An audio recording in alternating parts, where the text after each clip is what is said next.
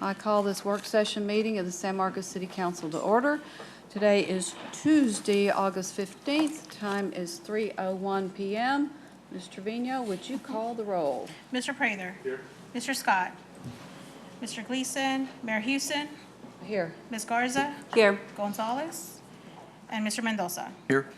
We have a quorum present. All right. First is our citizen comment time period.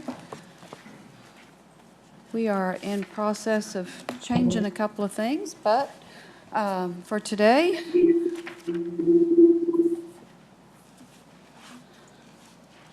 I'm going to read what we've been using. The City Council welcomes speakers at work sessions and regular meetings. Persons wishing to speak during citizen comment or question and answer of a work session must sign up at the city clerk's office prior to noon, or using the new, I've got the wrong one, using the new system where you can sign up online. And if you ask to speak online, the call-in number or link is provided to you. Speakers may speak once during citizen comment time period and may not yield time to others. You have 3 minutes to speak when you state your name. A timer is on the screen. You'll start in the green, and the countdown begins. When you have 20 seconds left, the timer shows only yellow. When the timer is red, your time to speak is up. The mayor and council will endeavor to ensure that meetings are conducted in a courteous manner and in an atmosphere free of defamation, intimidation, personal insults, profanity, or threats of violence. Ms. Trevino, we have one person who has signed up. Is that correct? Yes. Okay, so we have Ms. Capoletta. She joins us online. Okay, well, perhaps we will catch up with her if she's not on yet. We'll catch up with her at the 6 o'clock meeting, in which case, if you would read item 1 for us, our one and only item today. Yes, ma'am. Receive a staff presentation, hold discussion regarding the 2023-2024 fiscal year proposed budget and the 2023-2024 fiscal year capital improvements program, and provide direction to staff. Ms. Reyes. Hello, Mayor and Council. This afternoon will be our third budget workshop of the year, and we will be presenting our proposed budget and tax rate. Approving the budget, as we say every single year, is one of the most important actions a city council takes. Throughout the process, staff has been intentional about tying our strategic plan goals to the budget. Those shared strategic plan goals established together during our visioning session by the directors and the city council, and they include quality of life and sense of place, economic vitality, public safety, core services and fiscal excellence, mobility and connectivity, and environmental protection. Once again, we use zero-based budgeting to ensure services are provided as cost efficiently as possible. Directors also develop their personnel and supplemental budget requests based on council strategic goals. Similar to last year, we met as a group to discuss and prioritize a list of requests that could be funded with any additional revenue capacity based on each department's top priorities. We had some great discussion as we considered areas of need throughout the organization. The positions identified in this presentation were agreed upon by the directors to bring forward to council for your consideration.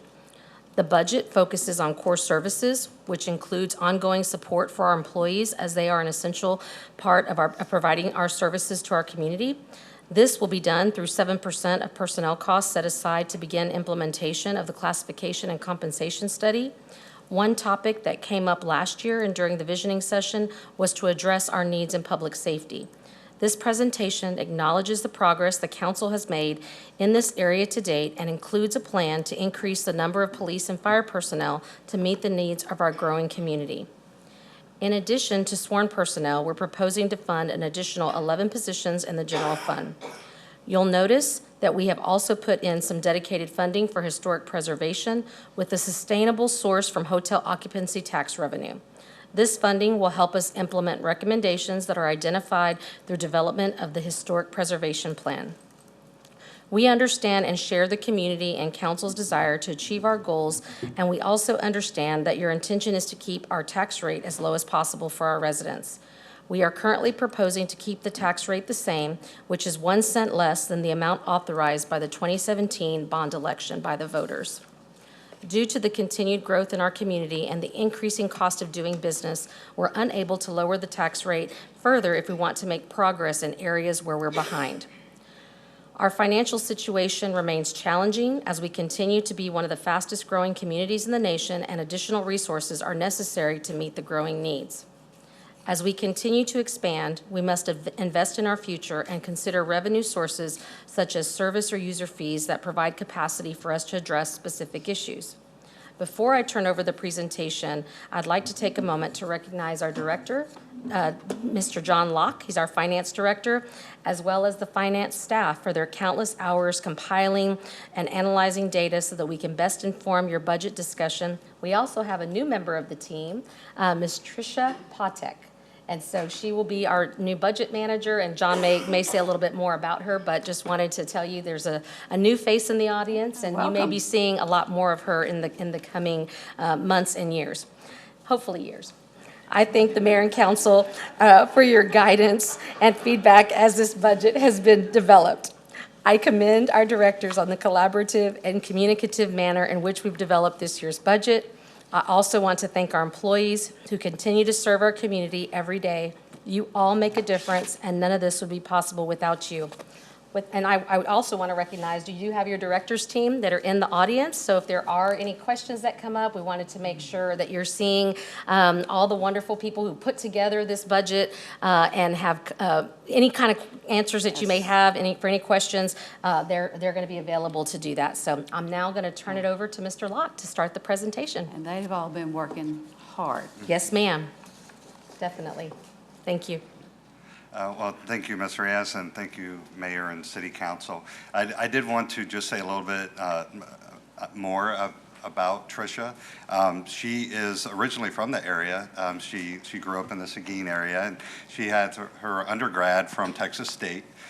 She moved here, back here from Seattle, Washington.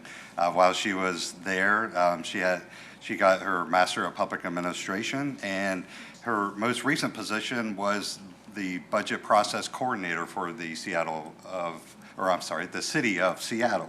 And so she was with them for several years. So we're real excited to have her on the team. Welcome back. Okay. And this will be our third budget workshop, and it is the day that we proposed the budget to City Council, the city manager's budget. Before we get into that, I did just want to touch on one item. The actual budget document itself is being finalized, and it will be released today. So we'll get that filed with the city clerk today. We'll get it published online on the city's website, as well as sent out to City Council, and we'll get it out to the library as well. Typically, it is ready prior to this day, and it's just being finalized, and it'll be ready shortly. Ms. Reyes already opened us up with the introductory remarks. We'll briefly go over the budget timeline, where we're at right now in the process. We'll go over all the different items in a budget policy statement and just update council of where we're at with all of those items. Discuss the general fund and the major special revenue funds, and then finish with the enterprise funds. There is another bullet point that should be on here, as we're also going to discuss the capital improvement projects. Mr. Condor will finish the presentation off with that. So looking at the budget calendar, as you can see, we've made our way to about halfway through the process. We have the certified tax roll now, so the information that council will see tonight are the certified tax roll numbers.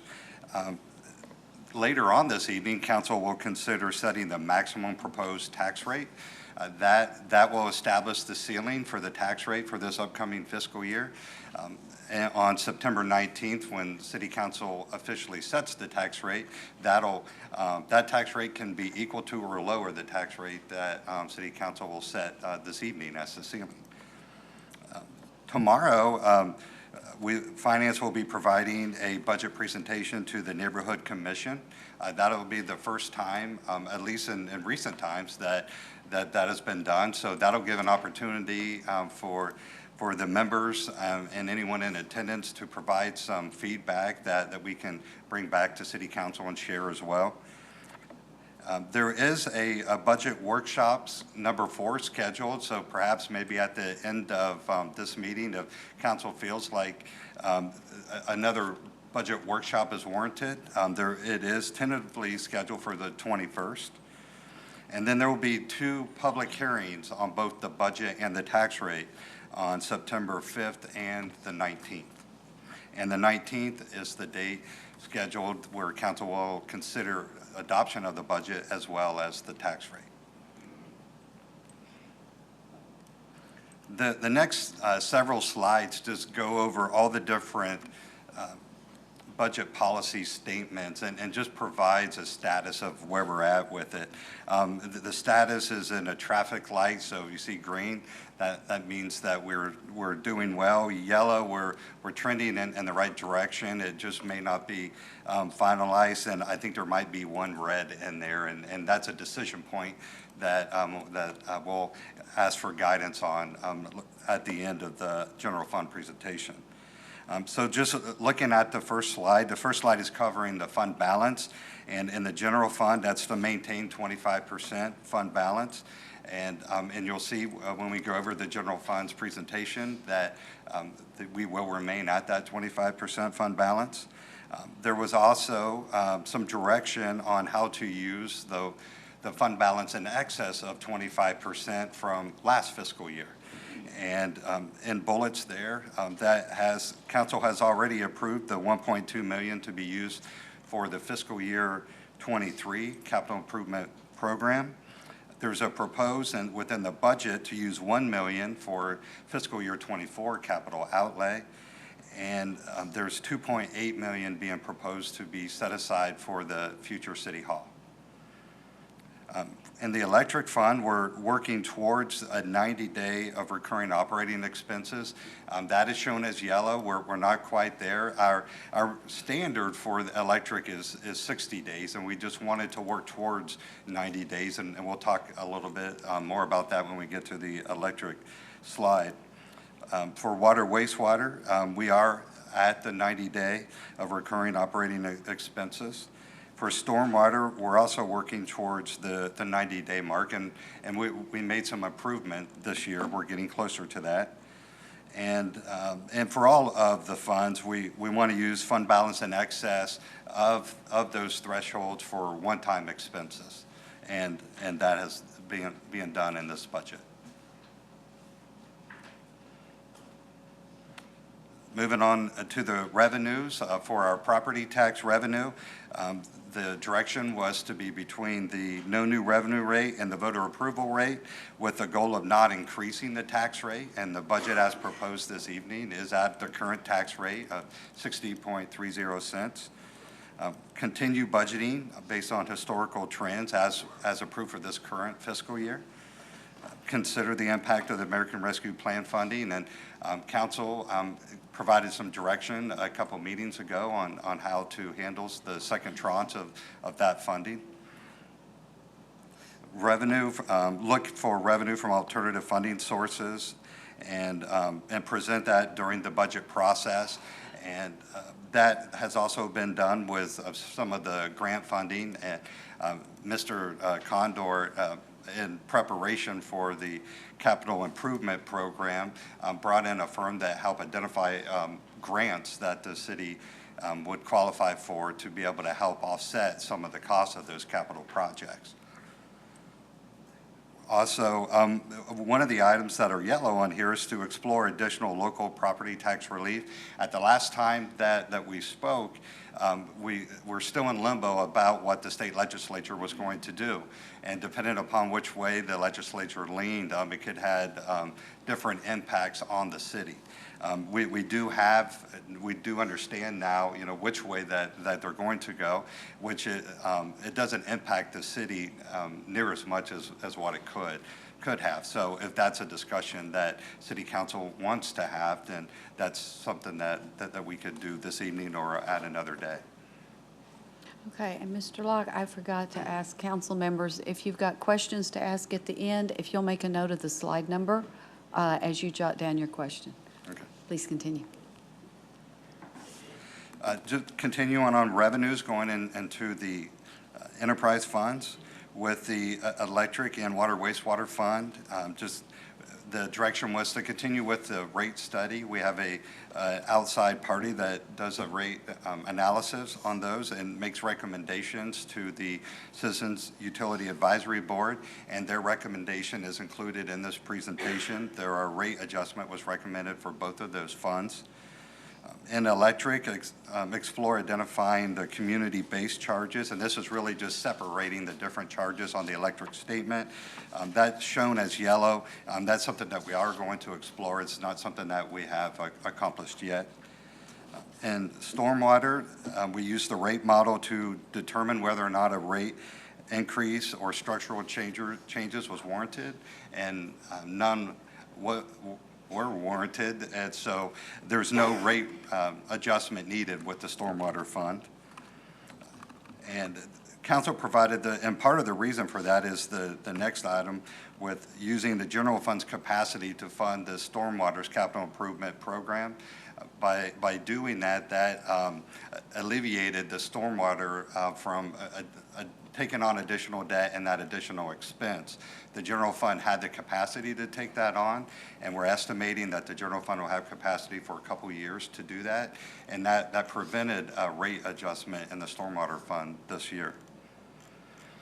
For the hotel tax fund, we continue to be mindful of the impact that the COVID-19 had on the hospitality and the tourism industry, and those revenues are budgeted even more conservatively than what our other revenues are.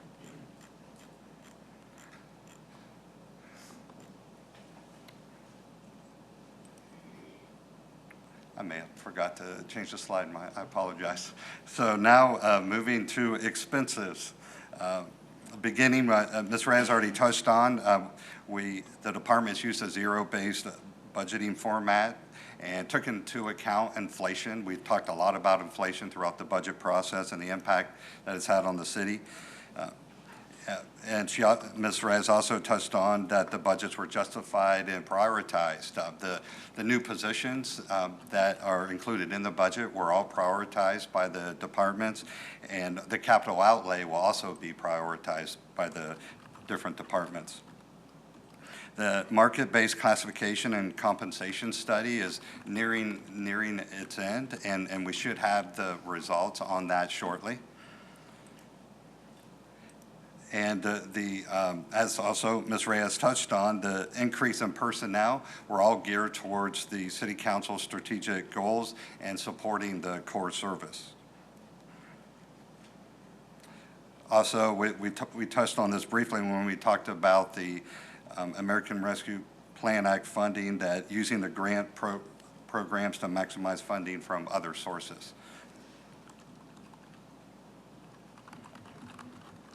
All the transfers between the funds were based on the cost allocation plan.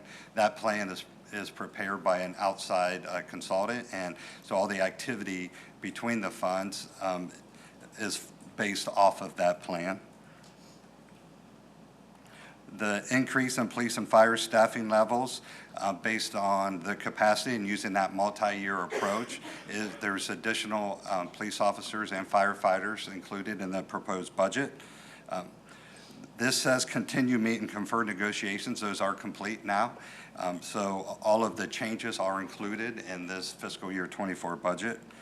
I mentioned that there was one red light, and this is it. There was $45,000 included in the Family Justice Center, and that funding won't be given to them this year where they ceased operations. So there will be, we'll ask for direction from City Council on what they would like to do with that $45,000. It is in the fiscal year 24 budget.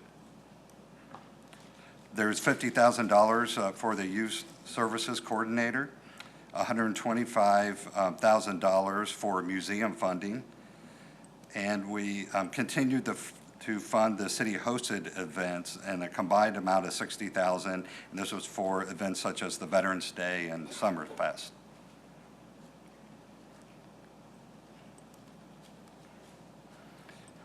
One of the issues that we know that we have coming up is municipal court is going to need to find a new home. And so we have increased in the fiscal year 24 budget. We added $200,000, not knowing how much it was going to cost. Their current lease is about $92,000 a year, and we left that in there as well, not knowing if there would be some overlap there where we may be paying rent for two facilities. The $150,000 for City Council strategic goals is also included in the budget. We kept our capital improvement program within the debt rate that was provided earlier in the year within the debt model. The Explore policies that will provide funding for one-time expenses, this was geared towards sales tax.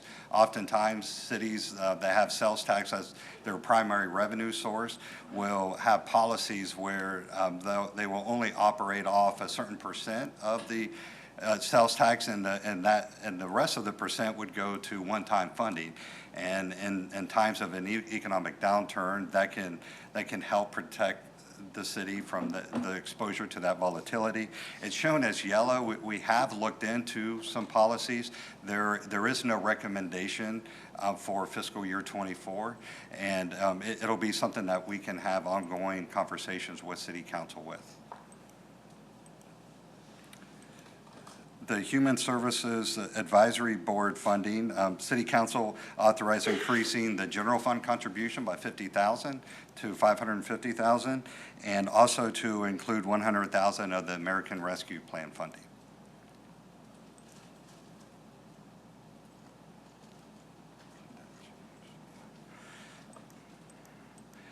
One of the items was to follow up with City Council on the contribution for transit operations. The fiscal year 23 general fund contribution was $1,013,000, and the contribution in the fiscal year 24 proposed budget is $1,062,000. There was direction to explore funding capacity for historical restoration and preservation. There is $50,000 included in the hotel tax budget and $100,000 in the general fund budget. We also evaluated the capacity to increase the annual amount set aside for the maintenance and repairs at the conference center. We had only been setting aside about $10,000, and as the facility ages, it's going to cost more for the upkeep of the conference center.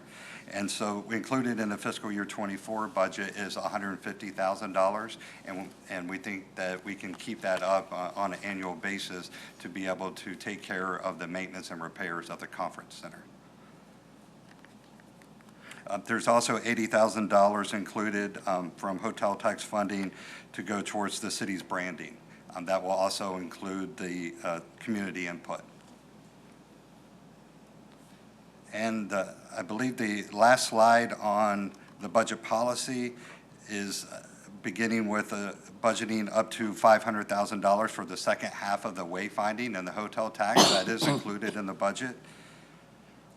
Funding for the special programs based on capacity and the signature events, and those are funded at the same levels as they are the current year. And in community enhancement, budget funds to address items that come up during the fiscal year. That's shown as yellow. As council is aware, that is another fund where there's a proposed rate adjustment, and depending upon where we land with the revenues for that fund, that might impact how much funding would be available.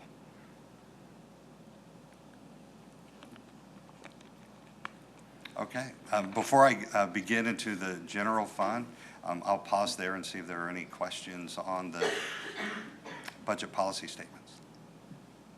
Questions?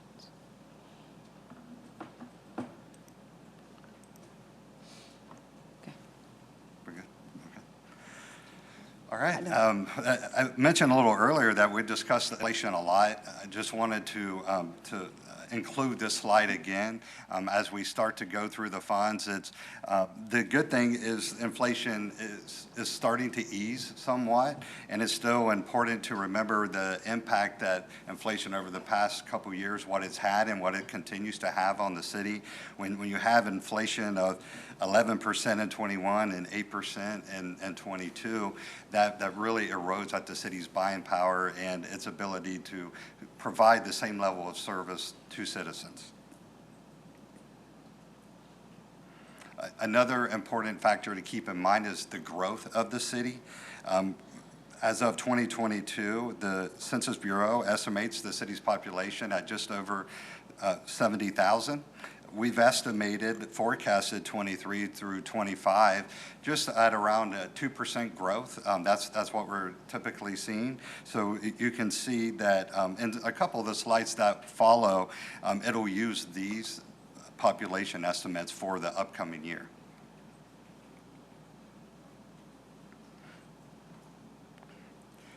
And this is one of those slides that uses that. What this slide shows is expenditures per capita. So it's looking at all of the expenditures in the city's budget and dividing that across all of the residents in the city. So the darker color is just the expenditures per capita, and the lighter blue color is expenditures per capita adjusted by that inflation that we talked about a couple slides ago. So in 2020, we were spending about $3,500 per resident. In 2021, that increased to $3,700, and we lost a little bit of ground, not much, but in 2022 is where you can really start to see where we lost some ground, where the inflation started to erode some of that buying power.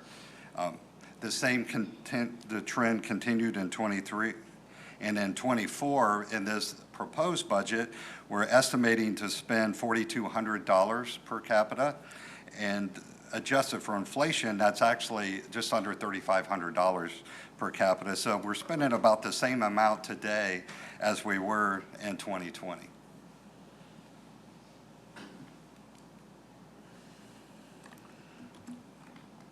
This is a fun summary of the general fund, and you'll see revised up there.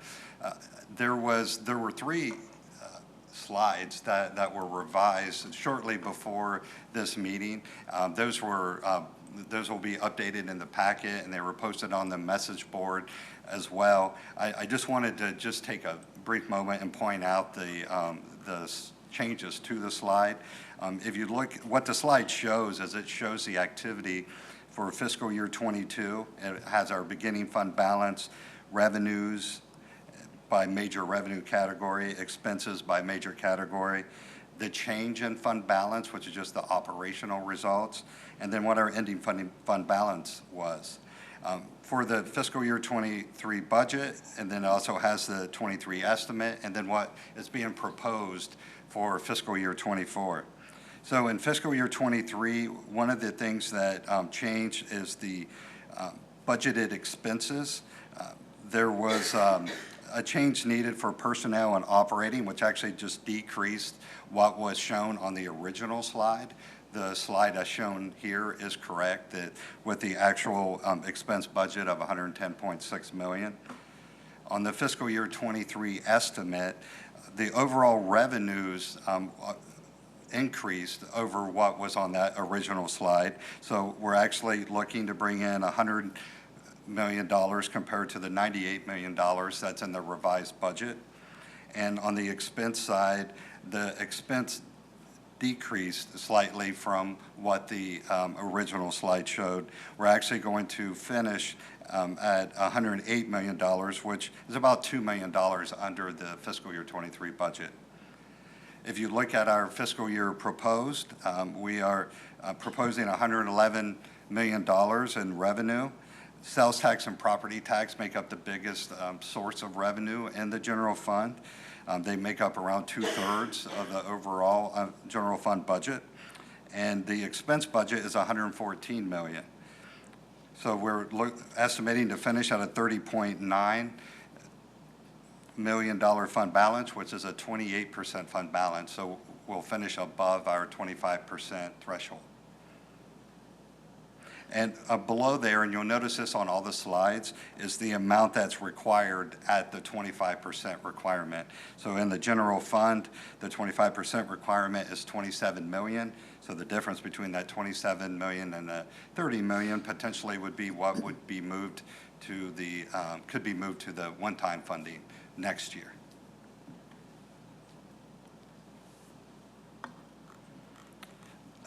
Just going over some of the major changes in the general fund. Property taxes, we've seen a lot of growth in the valuation and property tax, and the presentation that City Council will see later this evening when you set the preliminary tax rate, there's a lot more information in that presentation on the property tax valuations. Property tax did increase by $7 million, and that's from both new growth as well as reappraisal growth from property that was already here last year. Sales taxes increased $1.7 million over the revised budget.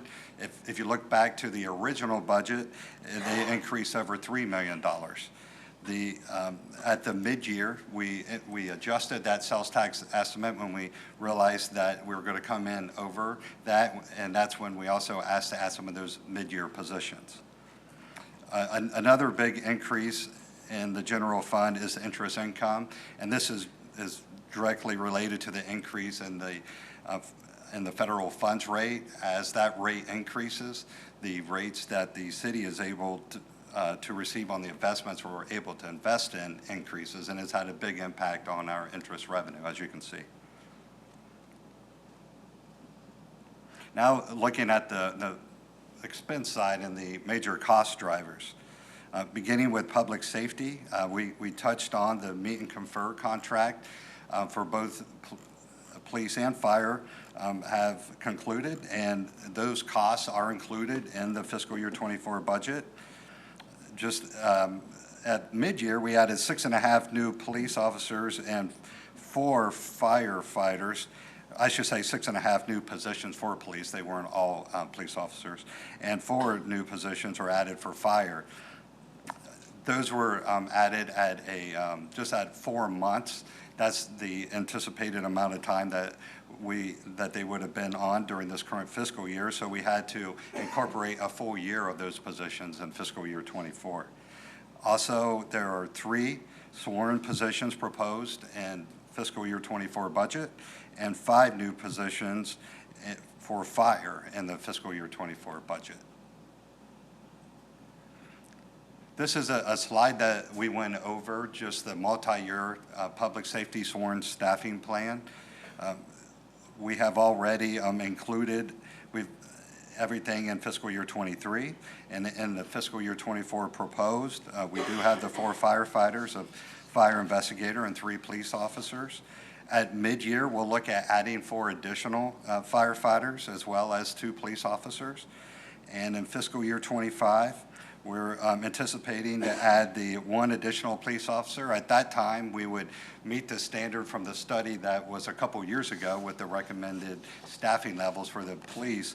And then fire is also looking into a SAFER grant, which helps fund firefighters for a couple years and allows the city to be able to ease into taking on the new firefighters. Looking at the other employees in the general fund, the cost of the compensation study implementation in the general fund is estimated to be $3.1 million, and that is set aside in the general fund budget for that purpose. There were 3 positions added mid-year, so the full year cost is taken into consideration in the budget, and there are 11 new positions proposed in the fiscal year 24. At a cost of $1.9 million. This next slide has a summary of all of those new positions, the 11 proposed general employees and the 8 proposed police and fire employees.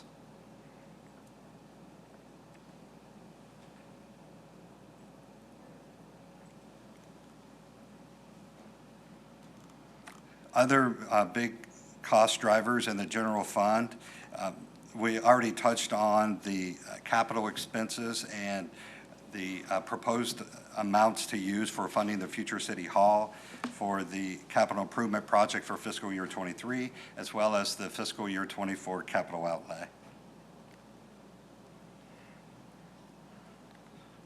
With the compensation plan coming to a close, one of the reasons that we were looking into that was some of the turnover, investing in employees because of the turnover that the city was experiencing.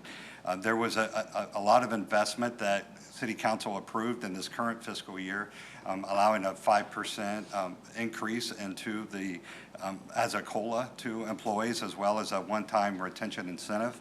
And we just wanted to update council on where we were with the turnover and vacancy rate. You can see the second row is the citywide amount, and that's the lighter blue color. In 2022, it peaked at 17%, and it did decrease some to 16%. That's citywide, so we're at least stabilizing it, if not decreasing. Looking at the civil service, the civil service stayed flat. They were at 6% in '22, and they're at 6% today. And the non-civil service decreased from 21% to 19%.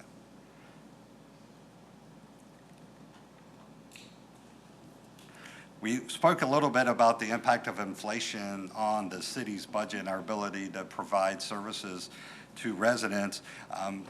This slide just shows the impact on employees.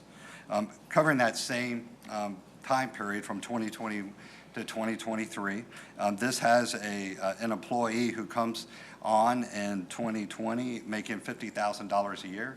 And that, as you've progressed through the years, that dark color is what the employee's salary is, and the lighter blue color is that employee's salary adjusted for inflation.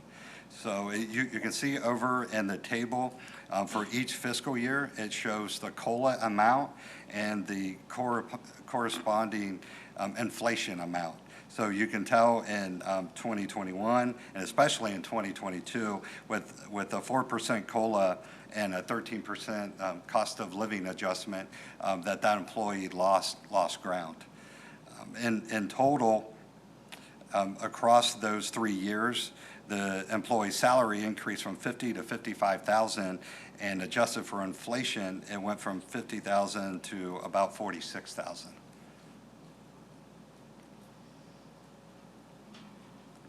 So other cost drivers, the city janitorial services has increased $519,000. There's multiple reasons for this. The vendor who provides the service to us has been experiencing the same inflationary pressures that the city is in the services that we provide, and also there's the vendor is providing more or cleaning more square footage. We recently brought the public service complex online, and that's a big facility that needs to be cleaned, and so that's part of the reason for this increase as well. We already touched on the municipal court lease. There's $267,000 in additional funding going towards street maintenance. We touched on the $100,000 that the general fund has set aside for historic preservation. There's $100,000 for city facility maintenance. That's just to maintain our current city facilities. And we also touched on the Human Services Advisory Board, increasing funding to $550,000, and also including $100,000 from ARP funding. So what's not in the general fund budget? In total, there were 63 requests for new personnel. That's not included in the budget. There just wasn't enough capacity for all the departments' requests to be able to fund them. And there were 8 requests for about $800,000 in new operational requests. And these are for new programs or expanded programs. And new capital requests, I mentioned earlier that $1 million was going to be used towards fiscal year '24 capital outlay. That still leaves $1.1 million that will not be funded. So in total, there's about $7.9 million in general fund requests that were made by departments that there wasn't enough capacity to cover in the fiscal year '24 budget. There's a request for 63 people that we were not able to accommodate. Is that what that's saying? Yes, ma'am. Okay, thank you. And that brings us to the decision point slide for the general fund. There's one that was mentioned earlier, and that's just repurposing the $45,000 for the Family Justice Center, and then any other direction that City Council has for staff.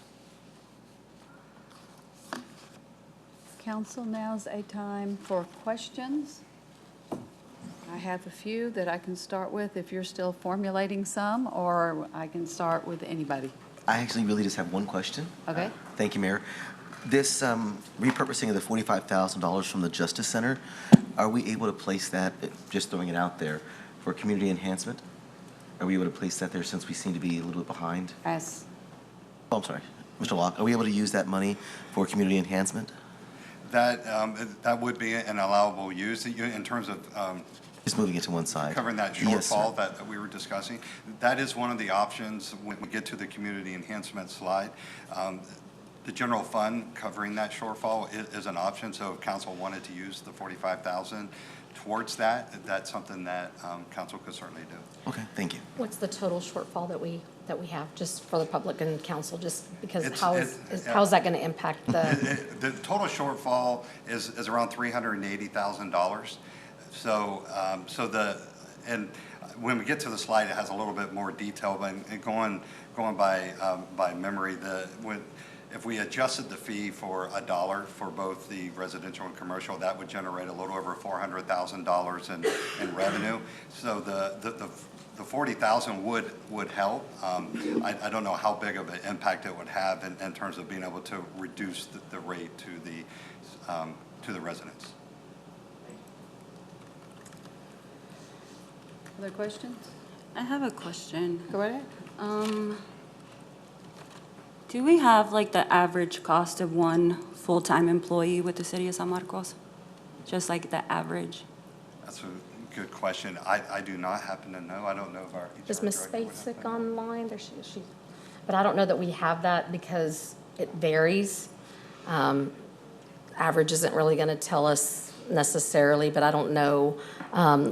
Basically, you have the salary, and then we have the markup for benefits, which usually we do about 30%, 27 to 30% overhead for benefits costs. But we can get you what the average salary is, and then we can add that 30%, to tell you what the average. Probably closer to 35 now.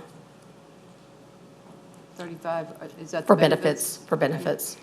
Thank you. And then my second question is for slide number, is it 19? No, I don't know what slide it was, about what was not included, like the,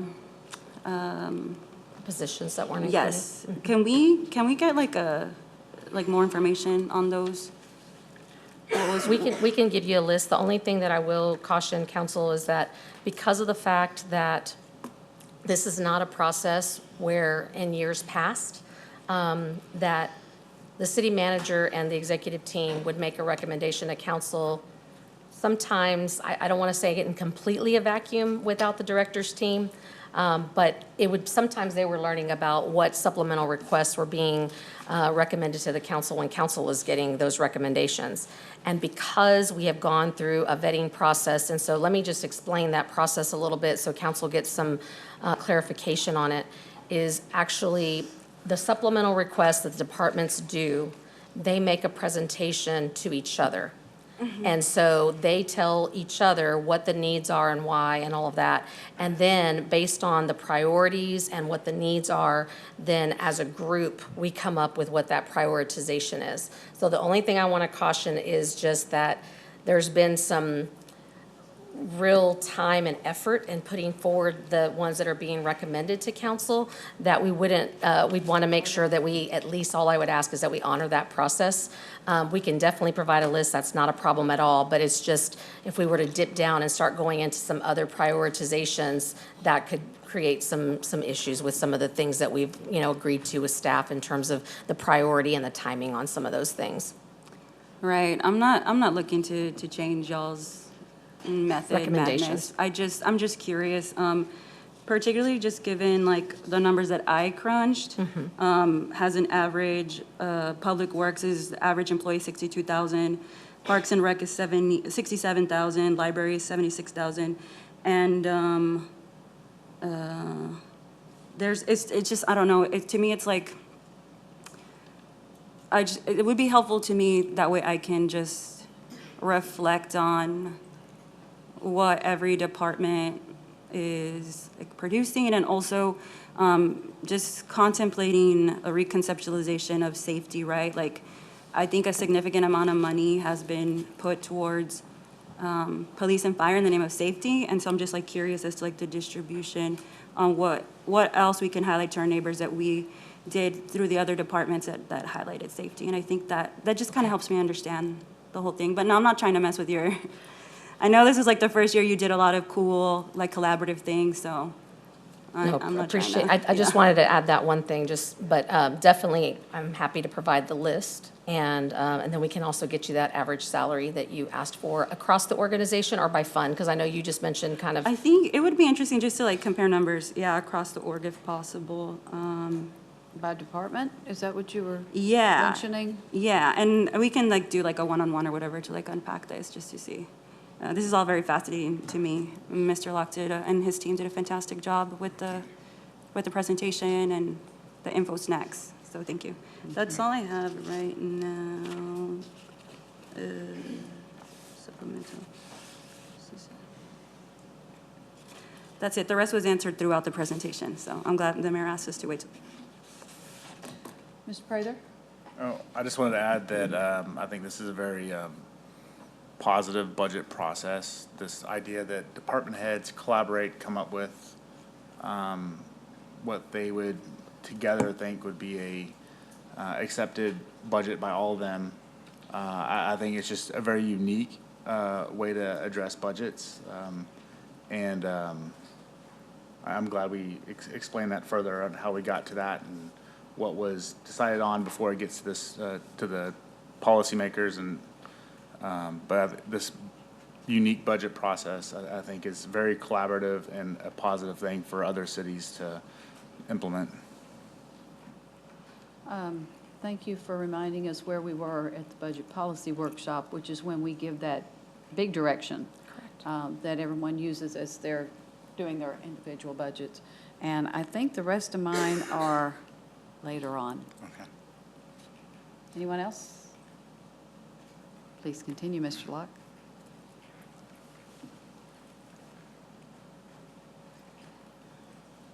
Okay. The next two funds that we'll discuss are the Hotel Tax Fund and the Community Enhancement Fund, are two of the special revenue funds that we'll discuss this evening. Beginning with the Hotel Tax Fund. This is just an overall summary of the Hotel Tax Fund.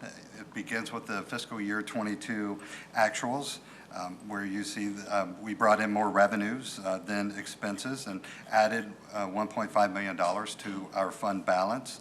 In fiscal year 23, we budgeted to draw down fund balance with some one-time expenses by $1.3 million. And the way that the revenues and expenses are looking right now, we're estimating that we're not going to draw down fund balance at all, that we'll actually add a little bit to fund balance, and we'll finish with a $3.6 million fund balance. We spent a lot of ARPA dollars on that. Very true. So that helped. Yes, it does. Thank you. And the ARPA dollars will go away eventually. We won't have Yes, this. they will. In fiscal year 24, the revenue budget is proposed at $4.9 million and the expense budget at $5.6 million. We are proposing to draw down the fund balance a little bit, $673,000. And that is for one-time expenses. You can see there that there's over $900,000 of one-time expenses, those being the second phase of the wayfinding and the cooling tower at the conference center. There isn't a fund balance requirement in this fund. There was some discussion at the last budget workshop about adding a fund balance requirement to some of the other funds, and it's probably a topic we'll pick up at the next budget policy meeting. And what we wanted to do is to show council what it would look like. Like, for instance, if the hotel tax fund had a 25% fund balance, it currently has a 62% fund balance, which is great, recovering from the pandemic. A 25% fund balance would look like $1.1 million. Some major revenue changes: our hotel taxes from the revised budget to the fiscal year 24 budget will increase $387,000, that's the estimate. And the venue tax, which is the 2% that's charged for the conference center, and it has to be used to retire that conference center debt, will increase $110,000. Yay. Looking at the major expenses in the hotel tax fund, the compensation study implementation is estimated to be $72,000 in the hotel tax fund. There's one new position proposed and a new intern proposed. The operating expenses, we already touched on the historical preservation, $50,000 that's set aside, as well as the new city branding design of $80,000. There is a new Main Street facade grant and art grant audit that is proposed. The combined cost of both of those are $45,000. The art grant audit would be $25,000, and the new facade grant is $20,000. There's the increased facility maintenance at the conference center. We touched on that earlier. That's increasing from $10,000 to $150,000. And we also touched on the one-time expenses with the wayfinding and the refurbishing the conference center cooling tower.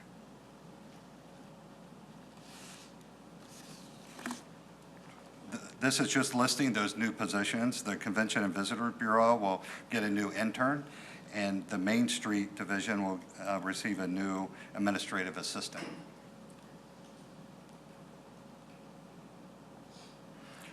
A look at our signature events. I think the request here is just, they're included in the budget policy, and I think there might even be a decision point on this later on, to continue with this successful event program at the same level of funding, and getting council's opinion on continuing forward with the signature events. This is just some background information about signature events. Their exclusive annual San Marcos event has to have a minimum attendance of 5,000 people. A minimum 50% of the attendance must be out-of-town guests, since we are using hotel tax funding for this. A proven record of a successful event for 3 years. It must include paid marketing outside the city of San Marcos, and grant funding at up to 30% of the allowable expenses. The current event names that are funded through this program is Summer in the Park, Sacred Springs Powwow, Sights and Sounds of Christmas, Mermaid Promenade, and Fair. The next special revenue fund that we'll discuss is the Community Enhancement Fund. Looking at the fiscal year 22 and fiscal year 23 actuals and the estimate, you can see that we've been using the fund balance that has built up in the fund. Looks like in fiscal year 23, we're estimating to use about $350,000 of that fund balance, bringing it down to $381,000. In fiscal year 24, if the rate is adjusted by $1 for both residential and customers, then the revenues would be at $1,089,000, which would match the expenses, and our fund balance would be unchanged. Just as a point of reference, if we were to finished with a $381,000 fund balance, that would be a 35% fund balance. A 25% fund balance in this fund would be $272,000. So looking at the major revenue sources in the Community Enhancement Fund, the Community Enhancement Fee is the only revenue source within the fund. And the compensation study implementation will cost $25,000 in this fund. Also provided in the presentation is a history of the community enhancement rate adjustments. You can see in fiscal year 18, it was set at $1.50 per residential rate and $5.50 for the commercial rate. And that has remained the same through 23. And what's proposed in 24, included in the proposed budget, is increasing it by $1 for both the residential and the commercial. We discussed this a little bit earlier when we were discussing the general fund. The total shortfall in the Community Enhancement Fund without an increase is $380,000. If the dollar increase is approved, it'll generate about $408,000, which will cover the shortfall and also provide additional funding. There's also an option to cover the shortfall with the general fund or a combination of the two, and that's something that we discussed a little bit earlier as well. There's also a discussion on the possibility of using appraisal values as a basis for calculating the fee. And it's when setting a fee, it's important to set the fee to make sure that it's legally defensible. And the fee must be proportionate to the benefit that is derived from the person or the entity that's paying that fee.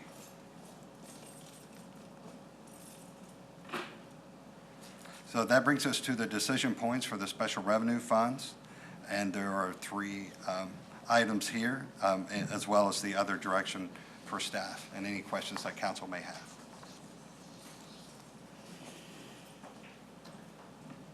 Okay, let's go through any general questions that you have first, and then we'll go back to these decision points. And I've got one other item to bring up. And if you're ready, I've got one that give you another minute to think.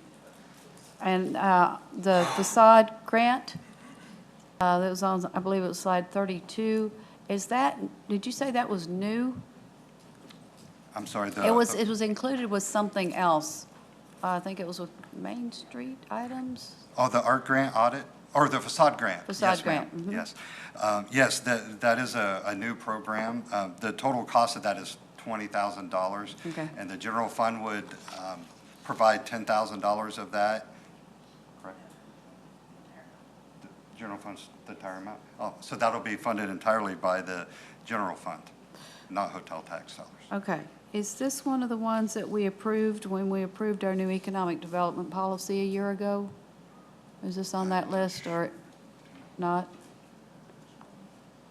Because I asked recently if all those that we had established last year were funded. And I was thinking the answer was yes, but maybe this wasn't on the list.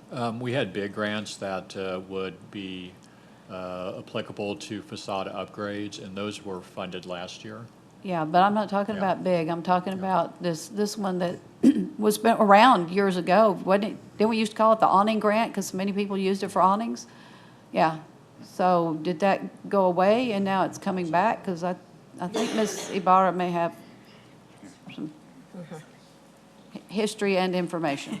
So Rebecca Ibarra, Destination Services. It is in addition to the current grant we currently have, which is the awning grant that you're referring to. Okay. We're increasing it to add Okay. a different, to add a lighting component to that grant. All right. So right now, it's just facades. It does include lighting, Right. but we want to be specific to lighting because that is a concern of many Got downtown it. businesses. Okay. Thank you. So we have it, we still have it. It's more for some more goodies. That's great. And I know Christian is working on developing the program guidelines for a lot of the programs that were in Yeah. the economic development policy. We're also working on consolidating the economic development cost center so that we make Yeah. sure that we have all of the stuff, and it's a lot more transparent too, to see, okay, what are the things that the city is funding Yes. for economic development? So that's something we're working on as well. That'd be great. Okay, wonderful. Thank you. Thank you, Ms. Ibarra. Other general questions? Mr. Prather? The signature events, I'm fully on board with that. I think some of those. Oh, I'm events- going to be asking those questions, and I'm going to go around the table in a little bit. This is just anything that's not on that list. And if we could go back to the decision points slide. So, yeah, is there anything other than what I need to go around the table on? Okay. Mr. Mendoza? Ms. Garza, questions? Okay, then I will go around the table on these and ask, do you want to continue? And I'll just put Mr. Prather down to start with a yes for all of them at the current funding. That's what the question is. Yes. Okay, thank you. Mr. Scott? Yes. Mr. Gleason is not here. I'm a yes. Ms. Garza? All right, and Mr. Mendoza? Again, Mayor, that is just to verify that we are okay with everything on this special revenue funds On the slide. signature events Beautiful. only is the question Oh, for then right yes, ma'am. now. Okay, that's what the current question is. The next question is about the community enhancement shortfall. I see there, I've been asking a lot of questions. I'm still not sure I've asked the question the right way to get what I'm looking for. But there is, there's a lot that is done. This is posted on the message board. If y'all need, I can run through this list real quickly. But Do you mind if I ask, just because I feel this is such an important program, that I ask the director exactly what does community enhancement cover? you want me to read the list? Sure. Okay. Community enhancement technicians, graffiti abatement, illegal signs dumping, flyers and stickers, abandoned homeless camps. It's also part of, it's San Marcos, Keep San Marcos Beautiful, Adopt a Spot, environmental education, outreach, river cleanups, monthly and special litter cleanups, beautification, maintenance, and projects, and citywide certification. Bird City, Scenic City, and Bee City. The horticulture team maintains 90,000 square feet of public beds with a two-person team, and they create pollinator beds, which includes supporting the mayor's Monarch Pledge. That's not my personal project, that's what they call it nationwide. And Certified Habitat Stewardship Program. We have a contract with the Easter Seals Corporation, and they do roadway litter pickup, maintain the medians, downtown sweeping, weekend and holiday litter pickup at river parks, yay, mowing neighborhood parks, and extra I-35 mowing. It also funds 2 code enforcement officers, and these are the folks that address unsafe structures and blight. Thank you. Mayor, how does community enhancement assist our first responders? I have to ask someone else to answer that. Could I ask the Director of Community Enhancement? I'm curious how this program assists with our firefighters, with our EMTs, with our police officers. Yeah, I don't believe that was the intent in the beginning. Yes, ma'am. I'm just wondering how Okay. it's evolved into that. Yes. Good afternoon, Mayor and Council. Greg Carr, Director of Neighborhood Enhancement. Right off the bat, I can tell you a program that's going right now, it's called the Problem Property Task Force, which is code, fire, police, and we're dealing with properties that are causing all of us grief. From us, it's safety issues. With police, it's calls for service, and fire, it's safety things too. And has been started probably going on 2 months now, and we've got 3 or 4 major projects that are underway that you're probably hearing about in emails and stuff. I see Chief Stevens is right behind you. Did you like to add something to that, Chief? Perfect. Thank you. That's everything. Thank you very much. Ms. Garza?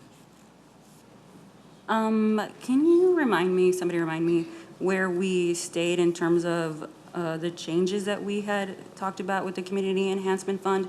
Was that one of those where we were kind of trying to figure out how to through the math? That's the one what we were determining in my words, a more fair way to charge the businesses. Right. As opposed to a mom and pop and Amazon paying the same Yes. $5. If that's what you're thinking about, Yes. yes, it was community enhancement. Do you remember where we stayed? I remember thinking the math wasn't mathing to me, like proportionally. Well, we were asked staff to look at, is it property value, is it square footage, is it, what can we use? And there's the legal a reason and justification for charging a fee.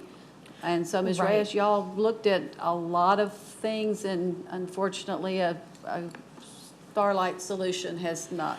That's popped correct. up. Council gave direction for us to look for a different nexus to see if there was something that could more equitably charge that fee based on the user.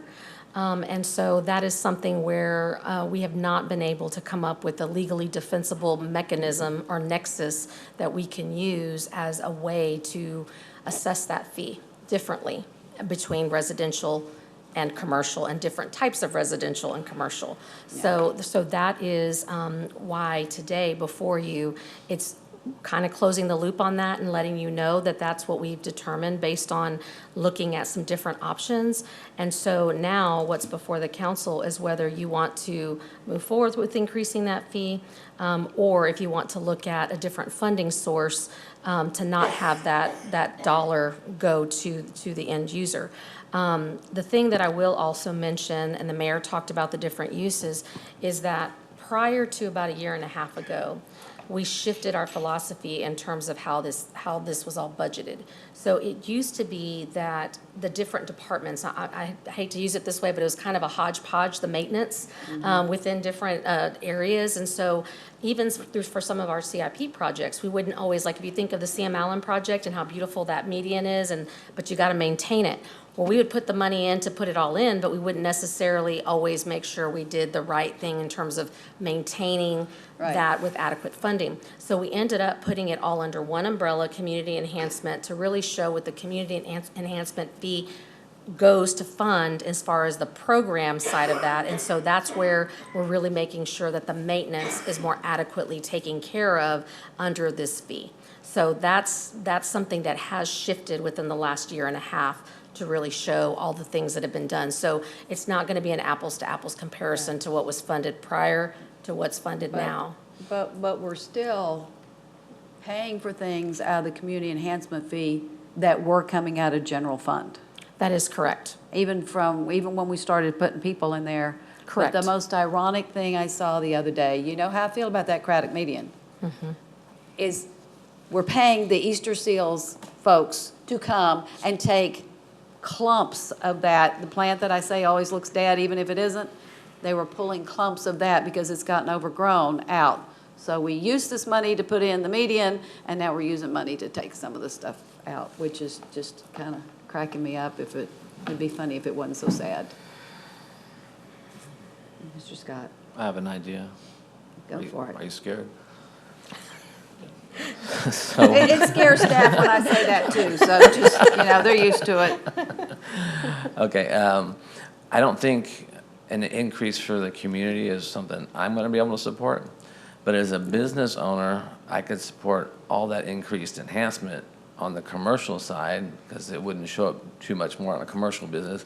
That way, to me, it spreads it out more into the community of a user, like students, being charged for things. As a business, my slight increases to cover that, would be through the commercial sales of products. So I think that I could support something like that. But that's what we were just talking about. We haven't figured out a way to do that yet, to charge the businesses based on either how successful the business is or whatever. I don't think you have to do it that way. Well, Mr. Scott, Mayor, you need to listen to I do. what they're saying over here. Well, I'm still also confused as to, I know you explained it, but I'm having trouble understanding, like, why the increase is like the same for both, like the amount, like Because proportions. we hadn't figured out a way to assess the businesses in perhaps a manner that Mr. Scott talks about or otherwise. And we did discuss this at the last meeting and provided a little bit of detail, which Yep. Mr. Carr may have, but there simply aren't enough commercial accounts to support the needed revenue that we need to make up. And Depends so on how just- much you charge them. It'd be a lot. And we did provide that number. I'm sorry, I don't have it in front of me now. I don't know if one Yeah. of these two gentlemen does, but it was a huge increase because of the small number of those commercial accounts. Yeah. Well, it's also, it's the same right now for somebody who has a $100,000 home who has a $1 million home. They're paying the same amount. And that's, And that's, you're right, and that's Yeah. because theoretically, at least, they all derive the same benefit Right. from that money in terms of the beautification of the community. yes.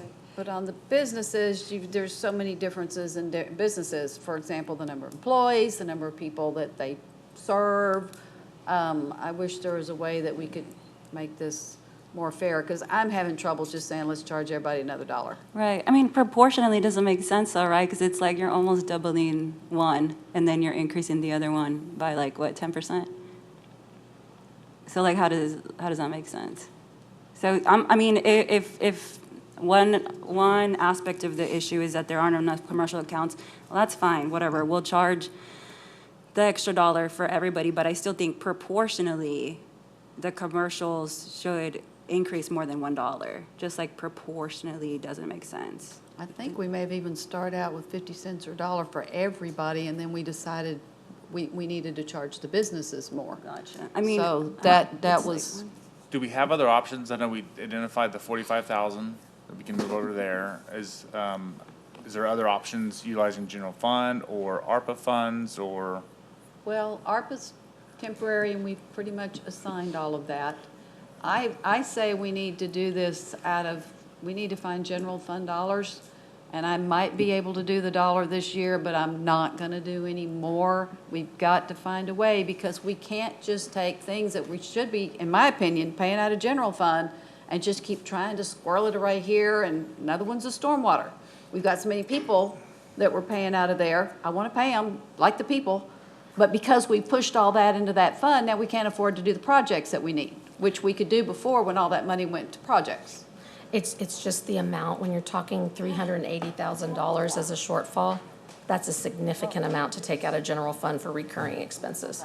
So, I mean, when you look at what it, That's what I'm saying, work our way into it, because the program that you just talked about, which is great, because we hadn't done that before, and thank you for having the vision to do that. But now you're still taking money what was general fund, and now we're trying to push it in this small fee that we've got. and that's something that Ms. Moyer worked on, and trying to get that together over the last year and a half, Yeah. and trying to make sure that we had that more fully funded, Yeah. and make sure that we have something, that is gonna be more robust. So, I mean, we could work into it over several years, but it would take some time for us to phase that in, because that's a significant amount of money that we'd be looking at Yeah. absorbing in general fund. But that's how we're finding all this money in general fund, that we're able to catch up on public safety and some other things, is we're not paying stuff out of general fund that we used to. Because of the growth that we're experiencing, and that's gonna continue to be an issue, is But Us it's like the doing- mowing that I keep harping about. That was paid out of general fund before, and now it's all coming out of community enhancement fee. So we paid out of general fund before, this was so we could do more things we didn't do before. So that's, I'm still there. Mayor, that's my concern, is how many jobs are going to be lost if we take those $400,000 and put them in from general funds? Are We we going to can't lose do it this year. firefighters? Are we going to lose? As somebody in my neighborhood, I mean, the fact is, I think this dollar increase would help those community members who I know were concerned about that dollar increase for them. The ones who are making $40,000 for a household of 4. But this community enhancement, like I had asked, an explanation as to how it helps first responders, helps those communities, those individuals who can't mow the alley, who can't maintain trees around their properties, who can't do things like that because they're 75, 80 years old. They don't have access to their alleyways. They can't do things like that.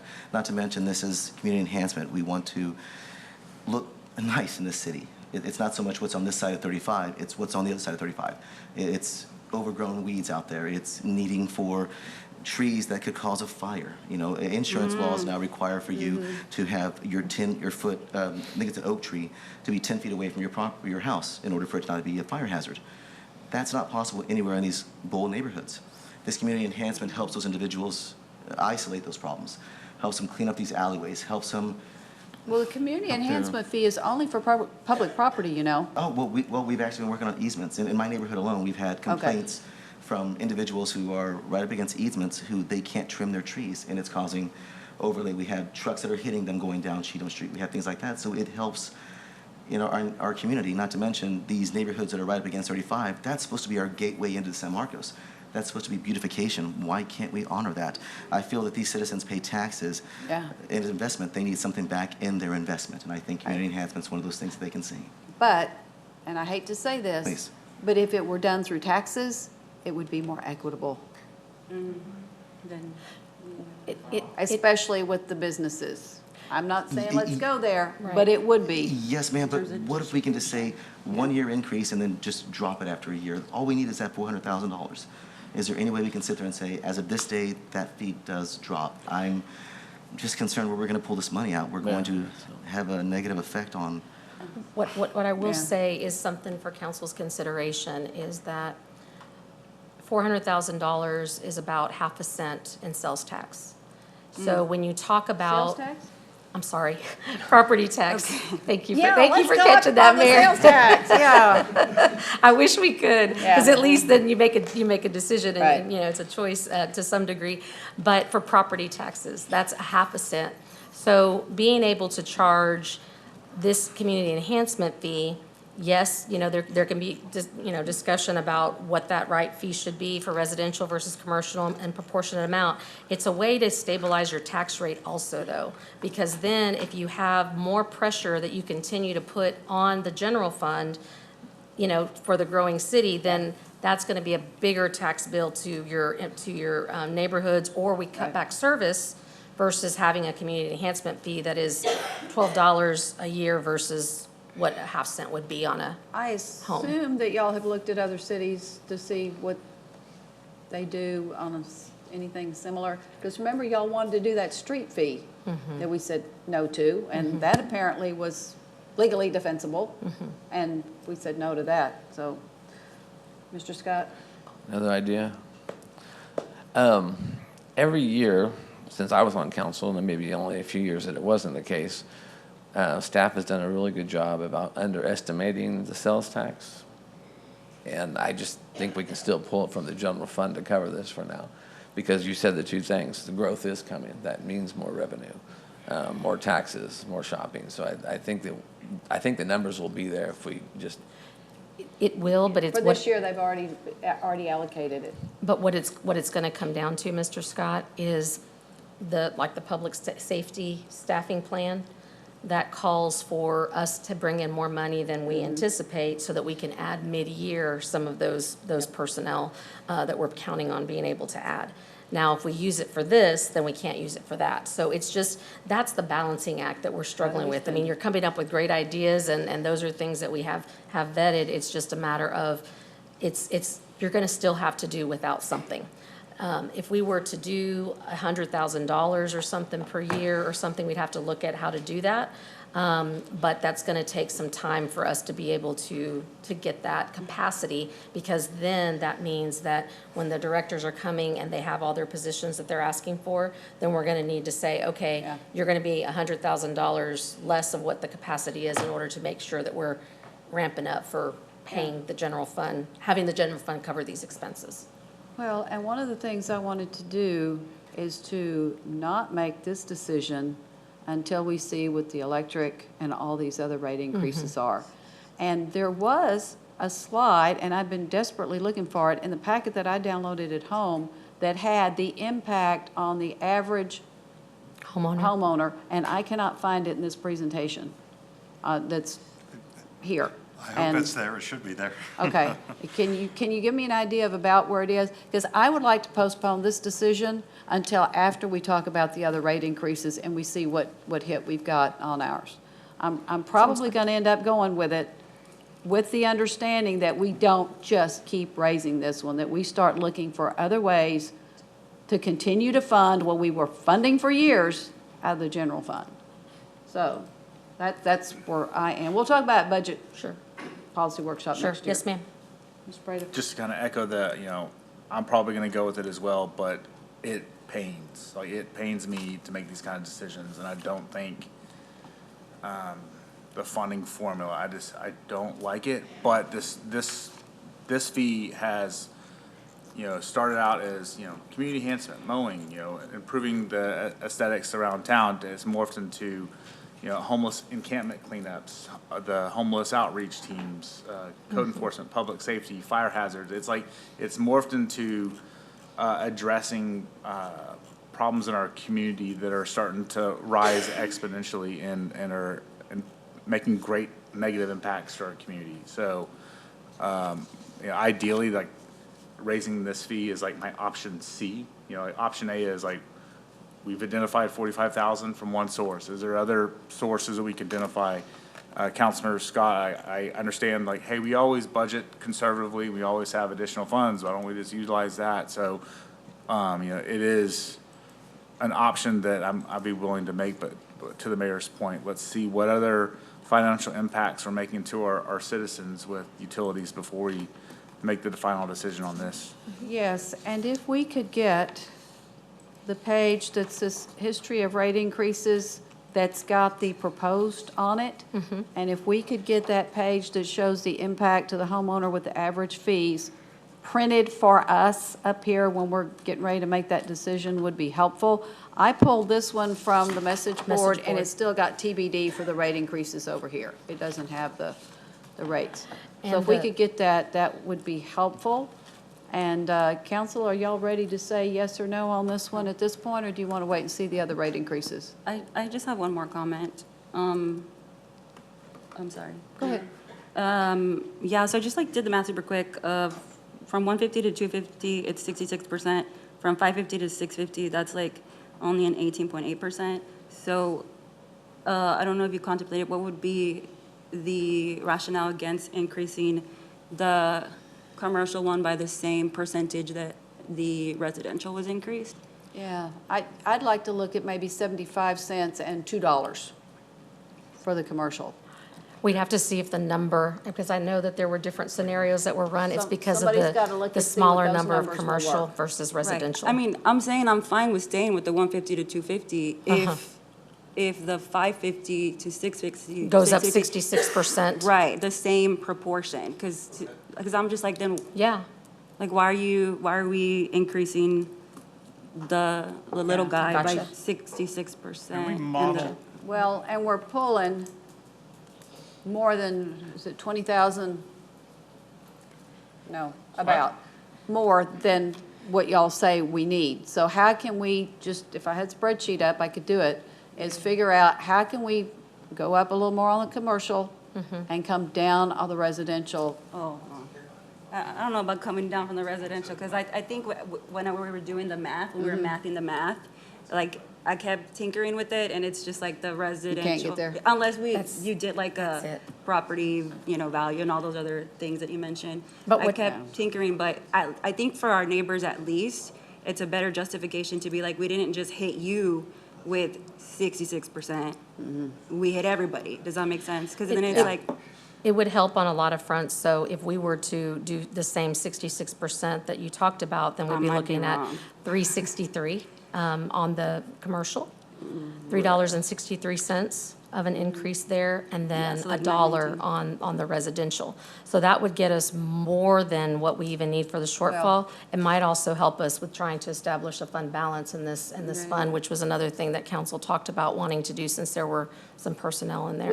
Any fund that's got personnel, we've got to get that up, even if it's just the personnel amount, Right. not the whole, Right. project amount. that's So, just yes. something to contemplate, since it sounds like everybody's saying we're gonna have to do it anyways. So it's like, if we're gonna have Yeah. to do it anyways, we might as well do it proportionally. Well, right now, the residential is 6,000 more than what the budget shortfall is. So that would be another option. Okay, so can y'all look at those numbers? Can somebody work on those numbers? Council, would y'all like to put this aside until we look at the rate increases? And then we'll come back to it, so that we can try to raise that amount of money. Actually, if I can just note in there, Ms. Garza, thank you very much. I appreciate you looking into that. 60%, that's another, thank you, out of the box thing. one thing, so we Yes, had a Mr. model Mr. where Carr. you plug different numbers in to try and get it up. Yep, And there's just so many more residential Correct. than there are commercial. Right. And one thing that was brought to my attention is, we could raise the commercial quite a bit, but we have a lot of mom and pops are in that commercial thing. It's not all the big businesses. So that's what we tried to think about too. Right. question, at the mall, every store pays it? Not just once at the mall because it's by electric meter? Is that correct, Mr. Carr? It's by utility account. Yeah. So assuming that each store at each mall has their own utility That's a good account, then question. they're each, it's kind of like the apartment thing. Each, what I say, each front door is paying the fee, not the apartments one time. So there's 220 stores or thereabouts, so. I'm going to step out on a limb, but that's with the residential, so like the apartments, it's not, they pay $5.50. Yeah, it's per door like you were talking about. Yes, I'm asking at the mall, is it like, are we looking at the mall like an apartment complex and every store is like a front door? I'm guessing so because I'm guessing they probably each have their own utility account. So if so, that would be yes. Mayor, So, we can look at the fee that would result in the same percentage increase, and you may find that it's only, a small dip in the residential rate, but if the goal is to get to the same percentage increase, we can show you those numbers. Right. It Yeah. may not be all that workable, but let us do that, and we can bring it back to you. Right. And thank you for sharing about the mom and pops, but I mean, if we're not like disaggregating people who are like dead broke versus people who are not dead broke, then I feel like that's why it should be proportional. Because then, you know what I mean? Like if we're Yes. not, if we can't disaggregate Yeah. for residential, then, well, does that make and, sense? Like, It's a good, yeah, no, it's a and good I point. would say that the commercial are benefiting more from a Right. pretty city, nice in their neighborhood, and from the graffiti abatement. from everything we could possibly charge them or whatever, I Yeah. think generally most of our neighbors who are business owners, they are really giving, and this Yeah. is a fund that keeps giving. Yes. Well, and they do. I mean, it's the marketability too. It's like they want Right. people to want to be in San Marcos, people to want to stop, Right. the quality of life, I mean, all those things, the quality of place. And I had the opportunity to visit another state, and I did share this, is that, when we were looking at just how nicely manicured everything is, it just gives you a whole different sense of place than when you have overgrown, areas that aren't maintained. And so I think that's something, community pride, that's a big deal for all of us. And so I know that it's a shared interest. We just got to figure out the right way to get there in terms of how to fund it. And just kind of add to that, like I-35, tens of thousands, hundreds of thousands of people just coming through it all the time. And it's actually one of our least attractive spots of San Marcos. And I know a lot of it's under construction, but when this is all done, how do we enhance that, the landscaping, everything else that installs that civic pride in your sense of place? That's TxDOT's responsibility. We'll Right. see how it comes through. Planted all those trees, now they had to take them all out.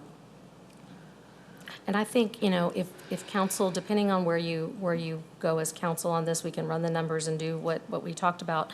But I think what will be helpful for us is because if we understand, okay, we're going to get this increase, but there's going to be huge reluctance to get it in the future, it'll help us to better monitor so that if there are things as we're going forward, expenses that we can put back into the general fund, and we have enough time to do that before I go and tell the directors, hey, I've got $2 million in capacity that you can use for new positions. Instead, I'm going to say, but I've got to fund XYZ out of this in order to move it over here before I even tell them a number, So it gives us more of that planning for us to monitor and see, okay, are we getting to a point where, yes, we're going to need to shift, but we can do it at an earlier part of the budget process rather than where we are now. Are we still looking to see what we can do to make it, I'm going to say, more fair for the business community? Are we still looking, or have we exhausted all avenues? I think we can still look at that going forward, and that would, if we do I'd sure anything. check with other cities. Right, and if we see what do they're doing. anything, I mean, I know residential, how you feel about residential, but if there is anything that we could do from a structural standpoint going forward, and we have a little bit more time, you know, Yeah. to look at it for the next fiscal year, then we can do that. Lori and I were talking earlier just about some ideas too, so we're definitely still open if council wants to look at that on the commercial side, to see if there's something that we can do on that end.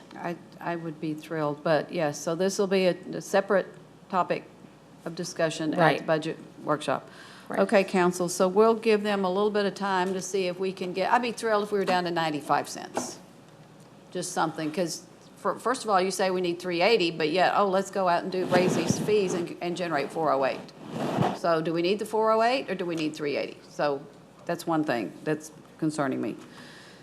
We're good with them coming back with numbers, and we'll look at it after we look at the rate increases? Okay. And then I have a question. Hotel occupancy tax. How much of that can be used for historic preservation? And what are the rules on historic preservation? I'm going to ask Ms. Ibarra.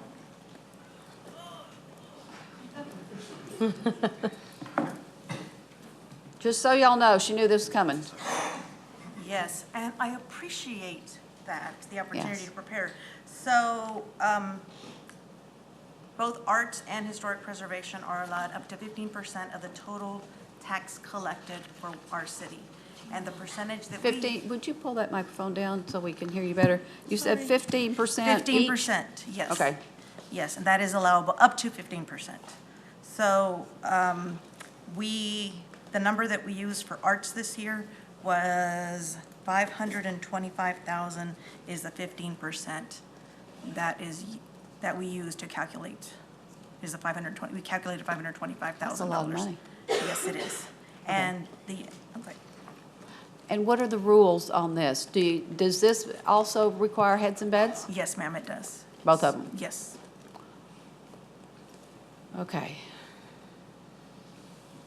Do we know why we haven't used this money for historic preservation in the past? I just feel like we couldn't justify the heads and beds? No, the reason was we were at capacity of our total funds that were collected. So prior to Marie Calca and Anna Miranda coming on board, we would always use the 7% collected by Embassy Suites to pay down the debt of the conference center. Right? So they researched that, and they sought a resolution or something from council. There was never anything documented. So because the balance, the 2% venue tax that was collected, it was a healthy balance to pay down the debt, they decided, well, we'll take the 7% and start adding that to our programs fund. And that is why today we have a very healthy balance, fund balance of hotel motel tax. So prior to that, we didn't have any capacity to add, where all of our programs already fulfill that, all that was being generated, the revenue that was being generated, so we didn't have capacity. Now, with our healthy fund balance, we do have capacity. Are we doing more, or are we doing things out of hotel money that used to be out of general fund? So earlier you referenced the ARP funds. Those were all one-time expenditures, so it didn't bring it was in addition to Yeah, what we already let's spent. put that Okay? out of the equation, Okay? the ARP dollars. So, are we doing things, are we doing more things with the hotel dollars? Something different more than what we did before? Or are we paying for things out of hotel that we paid out of general fund before? No. Like people? No, everything is currently paid out of hotel motel. Like our programs, they're currently still being paid out of hotel motel tax. In addition to people, though, I mean, We like are all of requesting, all of yes. her CVB people are paid for out of, As they should be. Yes. And always have been, so that's not an issue for me. But are there other people paid out of hotel dollars? not that I'm No, aware of, ma'am. other than, is Ms. Vallada's any? The two programs that we have are our Main Street program, the downtown program, and the Convention and Visitor Bureau program. And arts is within that. So a portion of the downtown budget, the Main Street budget, is paid for out of general fund, and that would be the maintenance side and all the maintenance contracts that are now allowed by state statute to be used Right. to pay those. So yes, ma'am, there are some. Oh, but and we're it's paying state some statute. stuff out of TERS now, too. For the temporary employees, Yes. yes, ma'am, Correct. for the other program. the So there tourist aren't maintenance other employees, you know, throughout the I'm- city, I'm- it's those programs specific. Okay. If council agrees, can we please put this as an item on our budget, policy workshop next year is how we can put historic preservation dollars and figure out how we justify that. Maybe we can't use all of it, but I think there are some of it, because we know that there are people who come to San Marcos for our history. Right. And I think that that's what we ought to capitalize on that. And we are putting some historic preservation dollars this year, but we can have the bigger discussion if there should be more, that could come from HOT. And that's where I would like to suggest that $45,000 go to, is for historic preservation.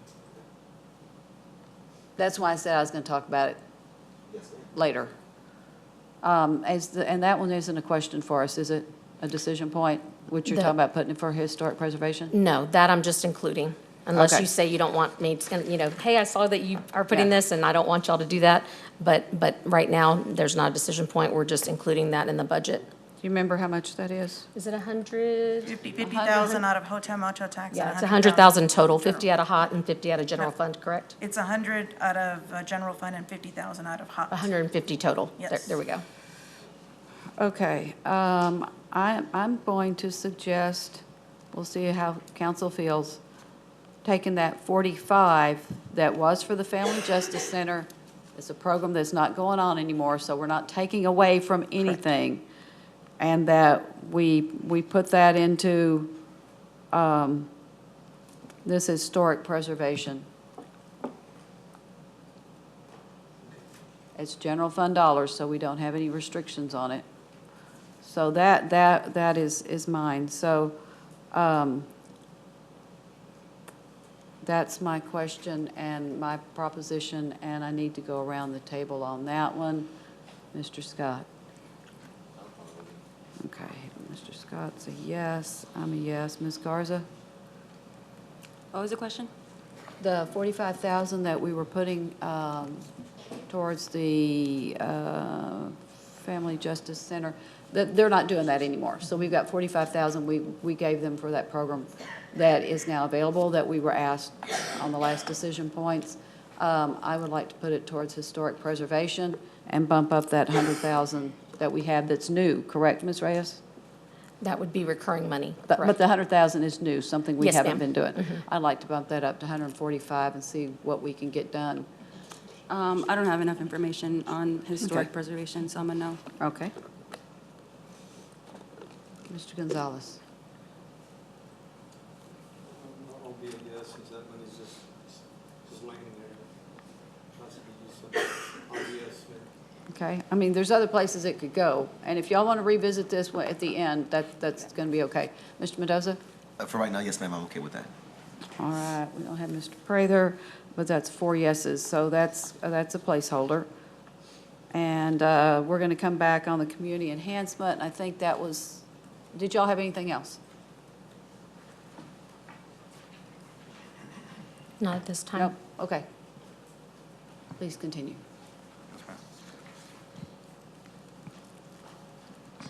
Okay, that brings us to the list of the types of funds that we'll be going over today, and those are our enterprise funds.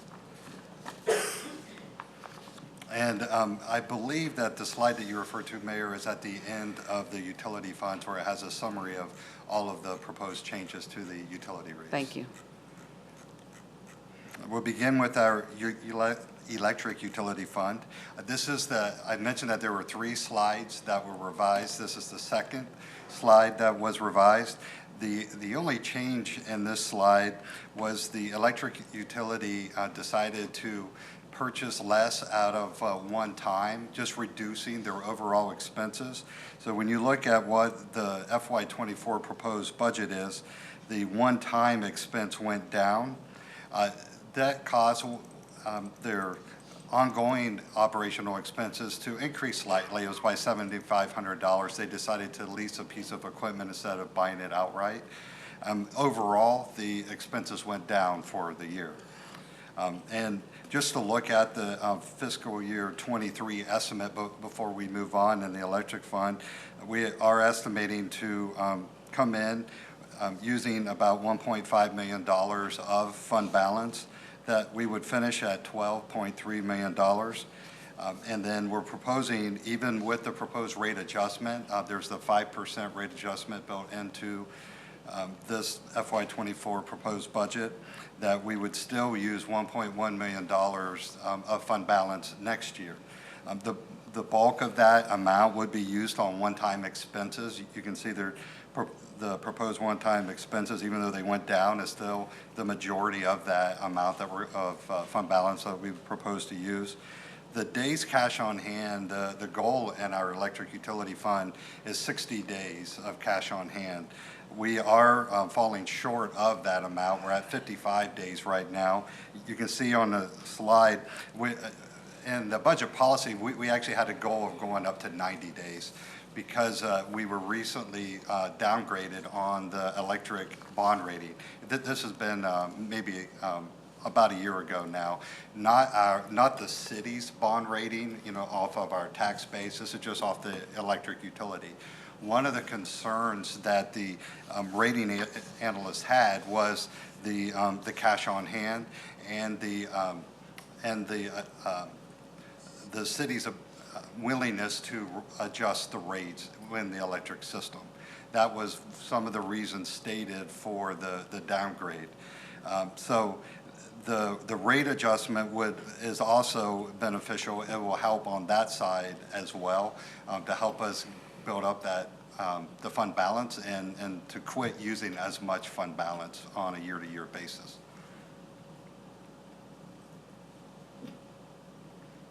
So looking at the major revenue changes, just briefly discuss that within this fiscal year 24 budget, it includes a 5% adjustment. The Citizen Utility Advisory Board received a presentation on July 27th on the electric system user rates. The board voted unanimously for a minimum of a 5% rate adjustment for electric rates. They did mention a minimum of 5%. The 5% increase is an effective 2% increase on the average ratepayer, and a 10% adjustment is an effective 3% increase on the average ratepayer. That's just how the numbers would work out for the average user. This slide is actually from the firm that does the rate analysis. So this slide shows what our fiscal year 24 rates, with the revenue that it would bring in. And so it shows the total revenues. It shows the also the amount of revenue deficiency, if it has parentheses around it. It's on that second row from the bottom. So with the numbers that the analyst was using, they were estimating in this instance, if we didn't adjust rates, that we would finish almost $3 million short.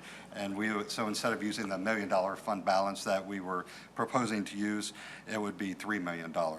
And you can see with the different rate adjustments as you move across, as it increases, the additional revenue it brings in and the less fund balance that we'd have to use. What is included, again, in the proposed budget is a 5% rate adjustment. So the next couple slides just compare the city's rates to our peers. So those cities around us and the peer cities that we compare ourselves to. This first slide provides a look at different residential users. And you can see in blue, that is our current rate. And you can see it is on the bottom for all the different classes of residential users in the slide. And even with the proposed 5% adjustment, the city would still have the lowest electric rates for all the residential users of this on the slide. And it's a similar comparison when you look at the commercial users. Both the current and proposed rates are still the lowest amongst all of our peer cities. This slide provides an electric utility rate history. It has from fiscal year 18 through fiscal year 23. There was a rate adjustment during that time period in fiscal year 22 it's a similar 5% increase. And at the very bottom, it has what the Citizen Utility Advisory Board recommended during that same time period. And there was only one rate adjustment recommended by the Citizen Utility Advisory Board in that time period. And I did also want to mention to council that finance is working on that document that the mayor requested so that you all will have all of the history of all of the rates and the proposed FY24, hopefully before the end of this meeting. I think that y'all had one that was sent, that was attached to another workshop, because I've seen the printed one with the new stuff. I just didn't have it with me. Okay. All right. Well, then we should be able to turn it around really quick.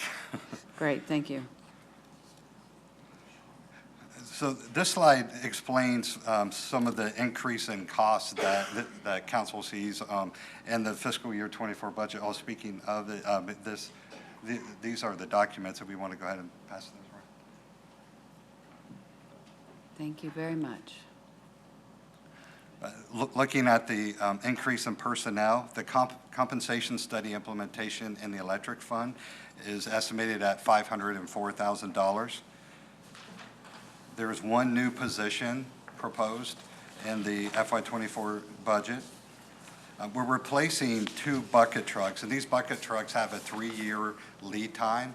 So anything that in order to replace today, we're not going to receive for 3 years. So it's important that we place these orders now so that we'll have those trucks.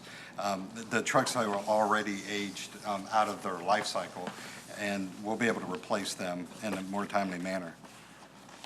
There was also the fiscal year 23 capital improvement program. A portion of those certificates of obligation that were issued were for the electric system, and the annual debt service payment for electric was $640,000.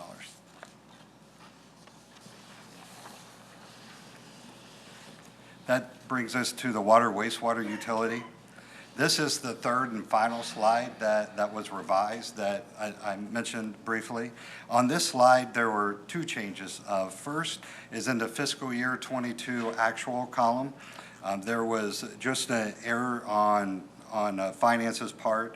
So the revenues and expenses both decreased, and there was an error in the fund balance. So the fund balance that was on the last slide, the old slide, and this slide are the same. It was just a formula error, so their fund balance remained unchanged.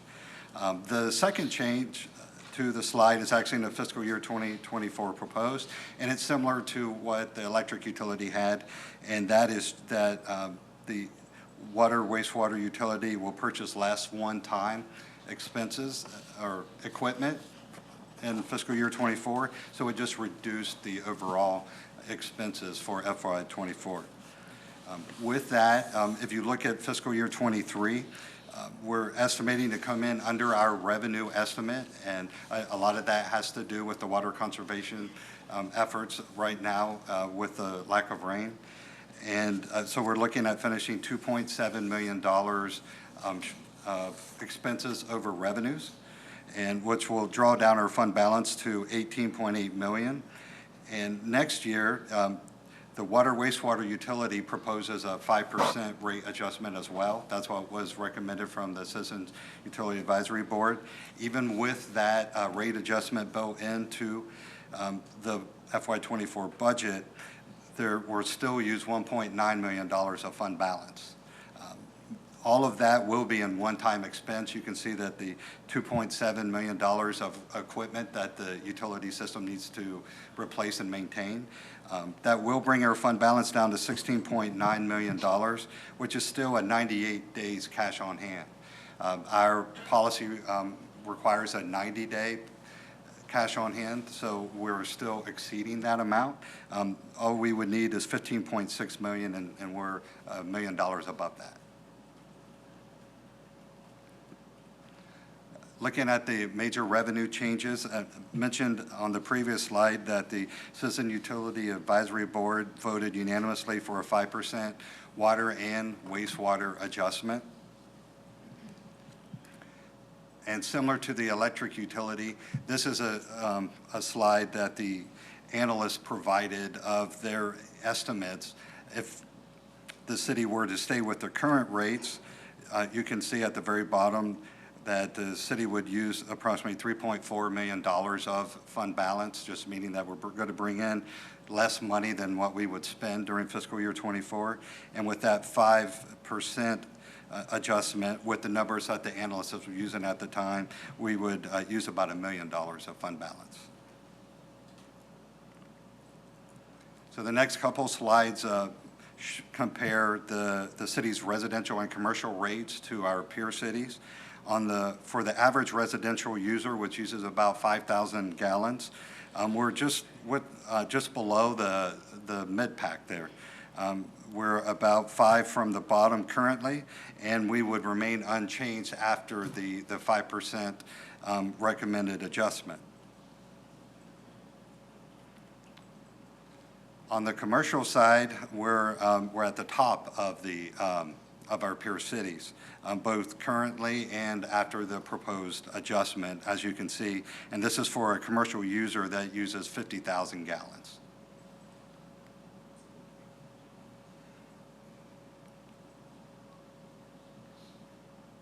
This is a slide that provides the rate history for water and wastewater. As you can see by the slide, from fiscal year 18 through 23, there has been a 5% rate adjustment in water for every year except for 18 and 23. And there's been a 2 or a 3% adjustment in wastewater during those same time periods, which coincides with what the Citizens Utility Advisory Board recommended.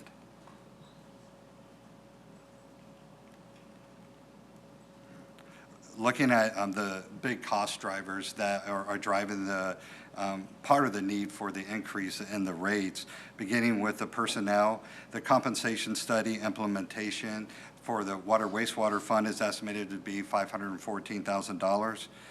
There are 3 new positions proposed for the water wastewater fund. That's a senior engineer, a collection supervisor, and a utility controls supervisor.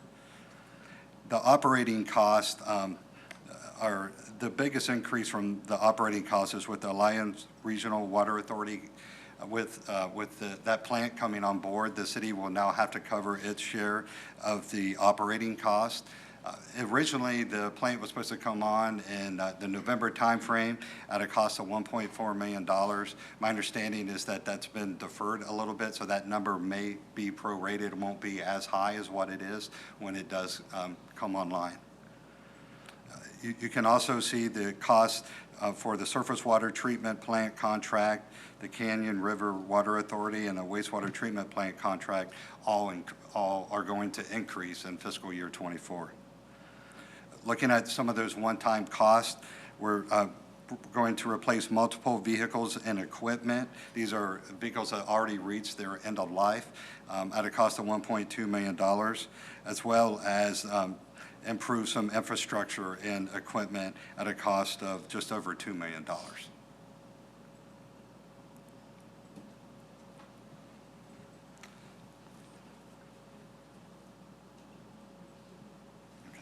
Our next fund is the Stormwater Fund, and if looking at our fiscal year 2023 estimate, we're estimating to bring in about $165,000 more revenue than expenses, and finishing with $1.6 million of a fund balance in that fund.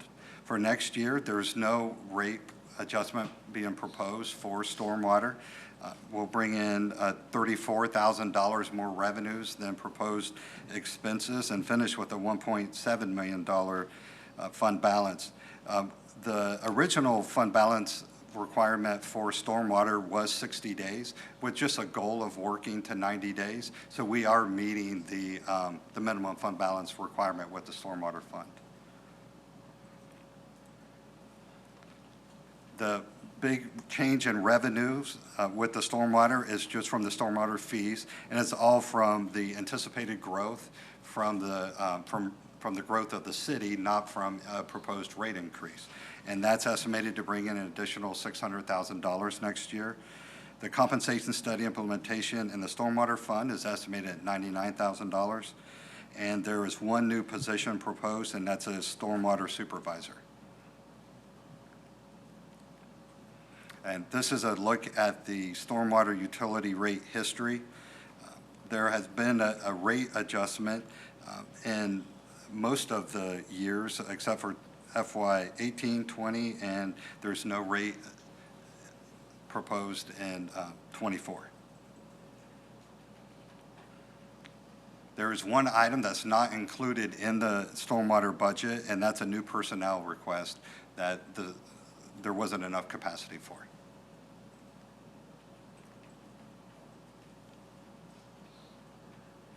Okay, after we go through this fund, it'll bring up the slide that has the average impact to a utility bill user.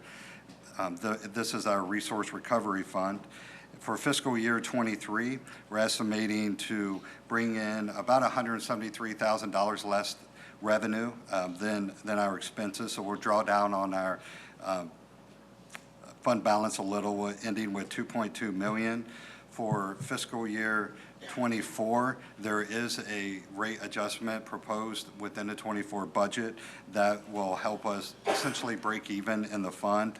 We would finish with a fund balance the same at $2.2 million with 113 days cash on hand. This particular fund does not have a fund balance requirement, but as we were discussing on the other funds, it just shows you if it were similar to the other enterprise funds with a 90-day cash on hand, we would need $1.8 million.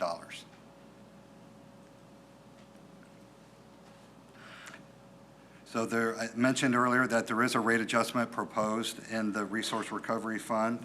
The big cost drivers in this fund are the compensation study implementation, that's $47,000, and the solid waste residential contract that we pay the provider will increase by $200,000. This just shows the rate history for resource recovery, and it has had a rate adjustment every year, and you can see the proposed rate adjustment on the single-family residential is 3% for next year. And finally, we arrived at the utility bill comparison. This is for an average ratepayer. It lists each one of the utilities and what the rate would be for 22-23, what it would propose to be as proposed in the fiscal year 24 budget, and what the monthly dollar change would be. So in total, the monthly average would go from $242 to $251, which is just under a $9 monthly increase, which is about a 3.5% increase monthly.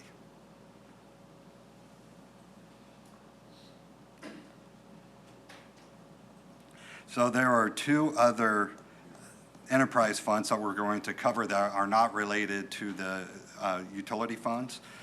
The first being the Municipal Airport Fund. And you can see in fiscal year 23 that we are estimating revenues to exceed expenses by $23,000. So we will increase our fund balance in the airport fund to $130,000. Which if you look back to fiscal year 22, we actually started with a negative fund balance, so we've done seen a lot of great growth at the airport.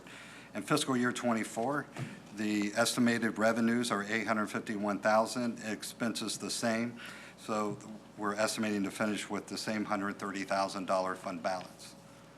Looking at the changes in revenues at the airport, there's land and facility rent that'll increase $38,000.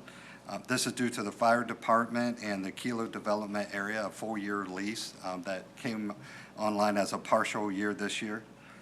An increase in rental fees will generate another $28,000 at the airport, and fuel flow fees will also generate an additional $15,000 at the airport. The airport management contract will increase by $90,000, and that's included in the proposed budget. There's one item that's not included in the airport's budget, and that's a new capital request. This was for a new tractor and a cover for that tractor. And that will go into the same group of capital outlay request of all the other general fund requests and will be prioritized with all the other departments. The final enterprise fund is our transit fund. For fiscal year '23, we're estimating to finish with $148,000 more revenue than expenses, which will bring our ending fund balance to $566,000. For fiscal year '24, we touched on on a slide earlier that the city's contribution will go up slightly from the general fund. The total revenues will be $3.3 million, and same as the total expenses. This fund also does not currently have a fund balance policy. If it were to have a 90-day policy, like the goal is for some of our other enterprise funds, that would be $735,000. Right now, we're setting at about 69 days. So the major changes in the fund from the revenue side, I already touched on the general fund. We're also going to receive $129,000 more state transit funds and $47,000 more in federal transit funds. On the cost side, the compensation study implementation is estimated to cost $21,000 for this fund. And the capital area rural transportation system operating contract, that's a mouthful, is $68,000. There were some items that this fund didn't have capacity for. The first is a new personnel request for $90,000, and there were 3 operational requests for $186,000 that are not included in the budget because there was not capacity. And that brings us to the decision points for the enterprise funds. Okay, first, council, I've got to keep reminding myself, this is a work session and we need to be concluded by 5:30. Do you have any questions with any of the items that have been in here? And when we conclude the questions, and I'm going around the table on these items. Questions? The Utility Advisory Board voted unanimously. I feel like this is well vetted out. We haven't had it increase in several years with our electric. I noticed our electric is on the lower end of comparable cities. And I know that's unique because we're one of the few cities in Texas that actually have our own utility providers, but I recognize some other, like College Station, they have their own utilities as well. So it seemed like they were easily comparable cities, but we were on the lower end of that. I mean, it's unfortunate that we have to, raise utility rates, but when we have additional cost, maintenance, improvements, people, these things do cost money, and there hasn't been an increase in some time. It's also unique that when we encourage water conservation and conservation efforts, actually, we lose money. Yeah. So it's like a catch-22 when you pointed that out.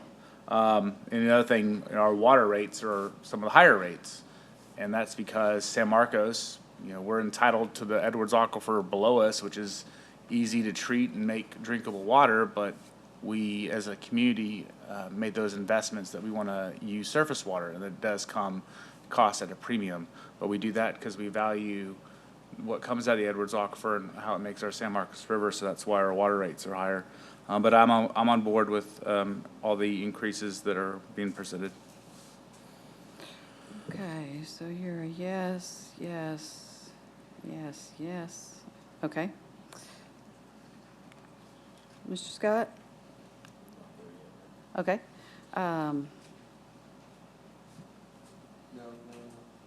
You're a no on all of them? Okay. Mr. Mendoza? Regretfully, yes, ma'am, I am in favor of all of them. Much as it hurts, we're in favor. Yeah. And that's where I am, because not only are we getting our water from source other than the Edwards Aquifer, where we've got water, as we saw, I forget when it was, it's been a while, that we've got water for the future.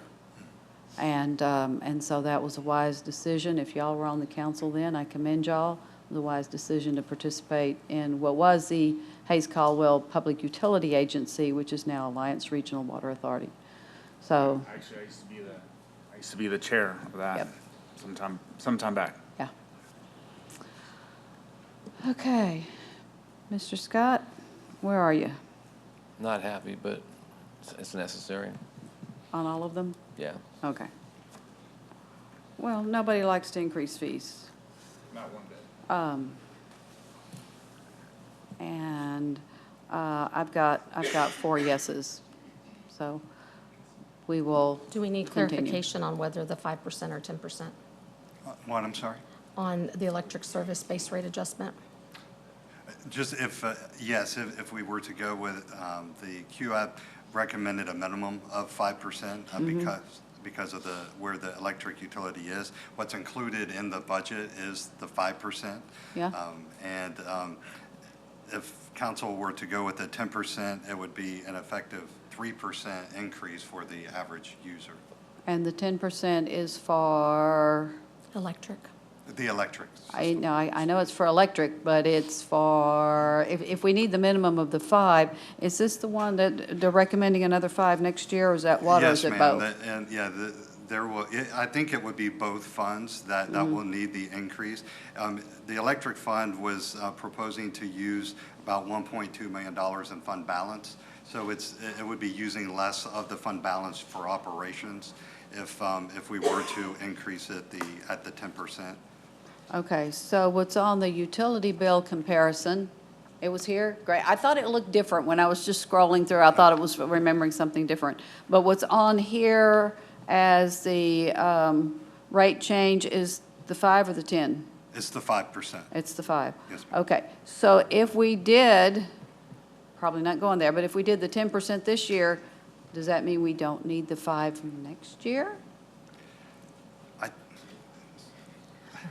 And here's what I'm looking at is last year, or year before, whenever it was that we paid off a lot of utility bills, we went from, I think, 68 or 67 days, it took us to 65. So we were 65 at that point.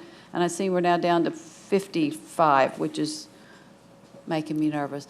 Mr. Hjorth, welcome. Thank you, Mayor, Council. Tyler Yorth, Director of Utilities. That is correct. We'll end the year at 55 days. A 5% this year with the cash reserves transfer that Director Locke mentioned will take care of us for FY24. But our 3-year forecast is if we do a 5 this year, we're going to see a 10 in 25 and another 5 in 26. We can do a 10 now. We can do a 5 then. So we gave a couple options. And that's why CUAB is in favor of a 5 today, but if you do the 10 today, less pain next year, but it's going to come, right? I mean, it's just where we are. Also, as Director Locke mentioned, that's just to get us to the 60 days, Mayor. The target is actually the 90 days. And so if we just keep trying to break even, we're going to stay low, but we're also going to stay at that BBB bond rating that we dropped to, so. So even with our growth, although I know that some of our growth is not in our CCN, some of the growth is in Pernalis and some of the growth is in Bluebonnets. The majority actually is. Okay, so, In fact, I'll give you an indicator. So 5 years ago, we had 8,000 water meters in the city. We're now at 15,000.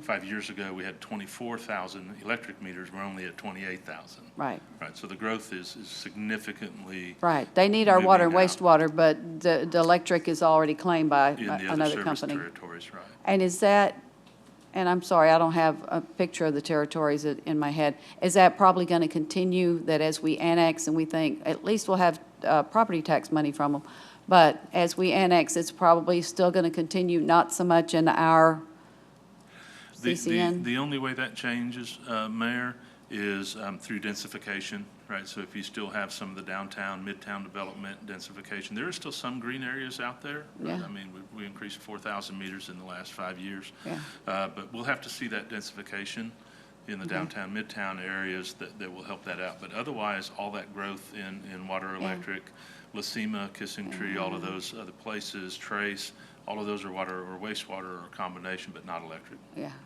Well, maybe densification in other areas, not just downtown. I was picking on the easy ones, right? Yeah, well, So, We'll see how that happens. Okay, so you're saying it's either a 5-10-5 or a 10-5-5? Probably-ish? Yeah. Okay. So, council, I was asking about the 5, and I guess I need to ask you about the 10, and it's not a 15, it's a one or the other. Mr. Prather, you're, that's not one of our options, but we're only making a decision for this year. Because what I was thinking was next year, spreading it out, and then I got to thinking, no, not happening. Okay, Mr. Scott, you are for this year, 5. you're at 5, okay? And me too. Mr. Gonzalez, we had you as a no. Mr. Mendoza? 5%. The 5. And Ms. Garza, I know you missed Okay. part of our discussion. Did you want to 5. weigh in? 5. Okay, so you're 5.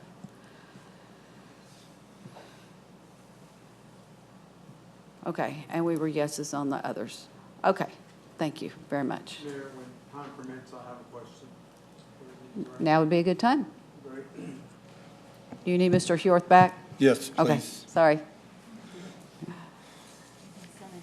Yeah. Got to come to the microphone so everybody can hear. Thank you. Thank you, sir, for coming up here. Years back, maybe 3.5 years, we bought the rights in large estates in that area. Is that paying for itself now, or it isn't? Talking about water, right? Yes, ma'am. Okay. And the water rights, where again, sir? Was that water rights, or are you talking about buying those, I'm going to say the meters from Crystal Clear?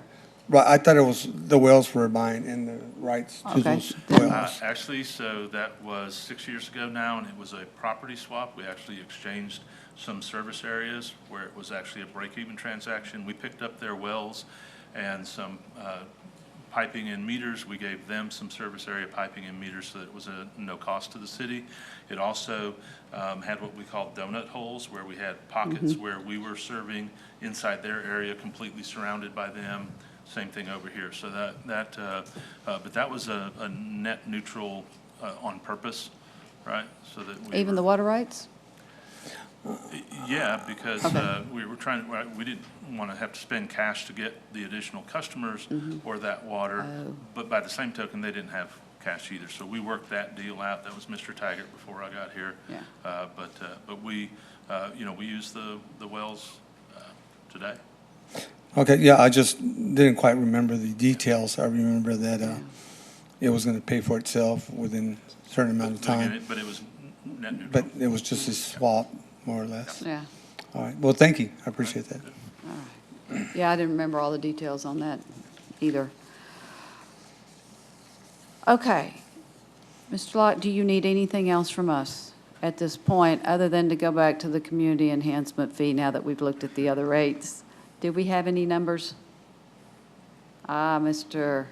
Carr, and then we're still, I think Mr. Condor's section is not as extensive. Yeah, okay. Slides. Mr. Carr, what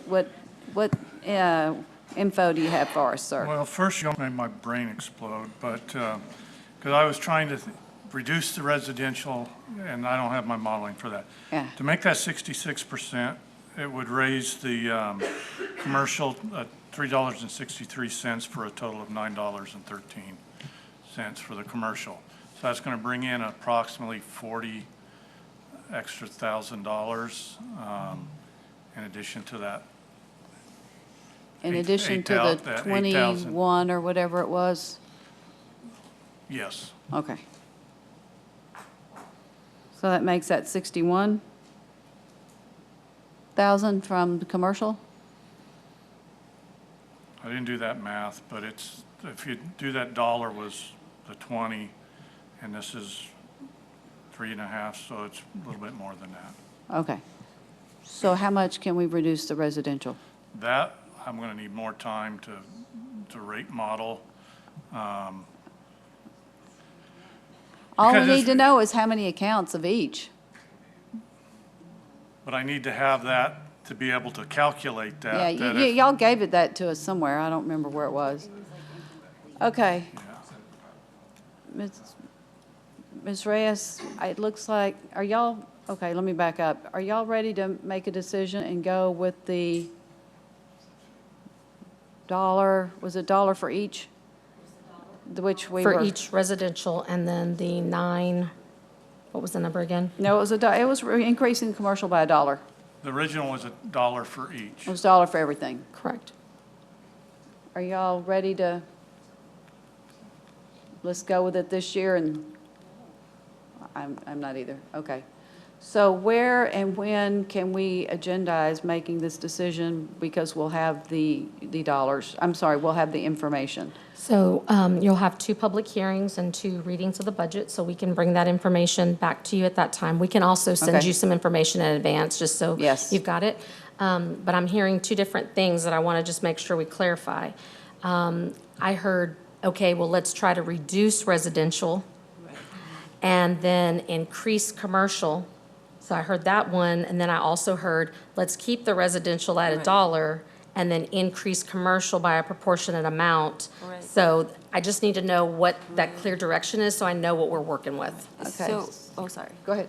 Me personally, I had asked for numbers, and I remember plugging it in. I can't find my Excel sheet, but I had already done the math that you just did. I think Mr. Staff gave me numbers. I don't remember how it went down. But I played with my Excel formulas, and there wasn't like a way to make it so that that extra money kind of like balanced out the residential. I could be wrong, but I feel like I tried it for quite a bit, which is why I think my proposal was to keep the $1 for residential and then just make it proportional for everybody, for the commercial. Okay. I know it's like a bummer, but Well, we've got Mr. Condor's got some slides, and if we're going to have anything to eat before the next meeting, we're going to have to finish up here. Mr. Prather, where are you on this one? Because I'm saying that if we're going to increase the commercial, even if it's a nickel, I'd like to get the residential down, because now we're up to 60,000 more than what they're saying they need to do this year. I'm sure they would put that money to good use, but where are you? Keep the residential at the $1 or try to see if we can reduce it? Where are you on the commercial? I mean, I'm willing to go with the dollar increase for the residential. Like I said, it's my option C, you know. If there's any way we can play with the numbers and increase the commercial, I'm fully on board with that. And then also trying to see where else we have cost savings, the Right. 45,000 that. But, well, we've already spent that Yeah. money. So, Historic preservation. Yeah, for the historic preservation. If you're for the $1, that's going to cover their shortfall. Yeah. So what Ms. Garza's saying is that because there's so many, well, as staff, there's so many more residential customers that raising the commercial isn't going to allow us to reduce the residential. Is that correct? Am I saying by much? It would be pennies. you It know, would be One pennies. penny, 2 pennies. I'm good with pennies. I'm trying to get it less than $1. yeah. Okay. oh, okay. So even if it's 95 cents. I think you see, the concept is we want the overall increase, the percentage increase to be equitable. Is that correct? That's what Ms. That's what she Garza's was looking proposal for, is. and I'm good with that. I'm good with that. I'm We 100% can get you all those numbers, and like Okay. Ms. Ray said, we just, We're just, okay, we're going to need to, let me get everybody else's input, but we're going to need to wrap this up in like the next 90 seconds. And we're not going to make a decision until we get the numbers anyway. Mr. Scott? I don't have anything till we get the numbers. Okay. Or rather just lower the residential just a little bit and raise the commercial. Option 1, I guess you would say. Yeah. Right. Mr. If we can Mendoza? do a percentage proportionating, that's fine, but Okay. I'm still behind the $1. You're still okay with the $1 if we end up there? Okay. Let's see what the numbers look like, and, Okay. yes, I'm sitting here arguing about a nickel. No, Okay. I mean, I appreciate that, Mayor. I appreciate that. Yes. Yeah. I think minimum, it should be proportional, but if it's possible to get it down, then Yeah. that makes sense. Yeah, because I'm just not happy about the way this thing has developed, period. Okay. Mr. Condor, the show is yours All now. right, I got 6 slides and I'll make it quick. There we go. Let's see, is this work, am I working this guy? All right. So Sean Condor, Director of Engineering and Capital Improvements. I want to talk about the process moving forward. So I don't know what happened there, but the 10-year CIP is exceeding funding capacity. It's just not feasible to implement as it's presented. So over the next few years, it's going to take years to get there, but our goal is to present a CIP that is feasible and realistic when looking past year one. So how do we get there? We're going to work on a debt strategy that helps guide the CIP capacity. We're going to transfer some reoccurring costs to operating budget, which some of those revisions occurred those last few months to reflect that. We are going to increase our focus on using master plans to help justify the need for a project. We will continue to update and evaluate project rankings, and what this does, it helps us determine if the project is a want versus a need. It also will help us remove some projects with lower rankings to maybe like a waiting list. We will continue to pursue grant funding, and we will continue to delay projects that are bond election candidates.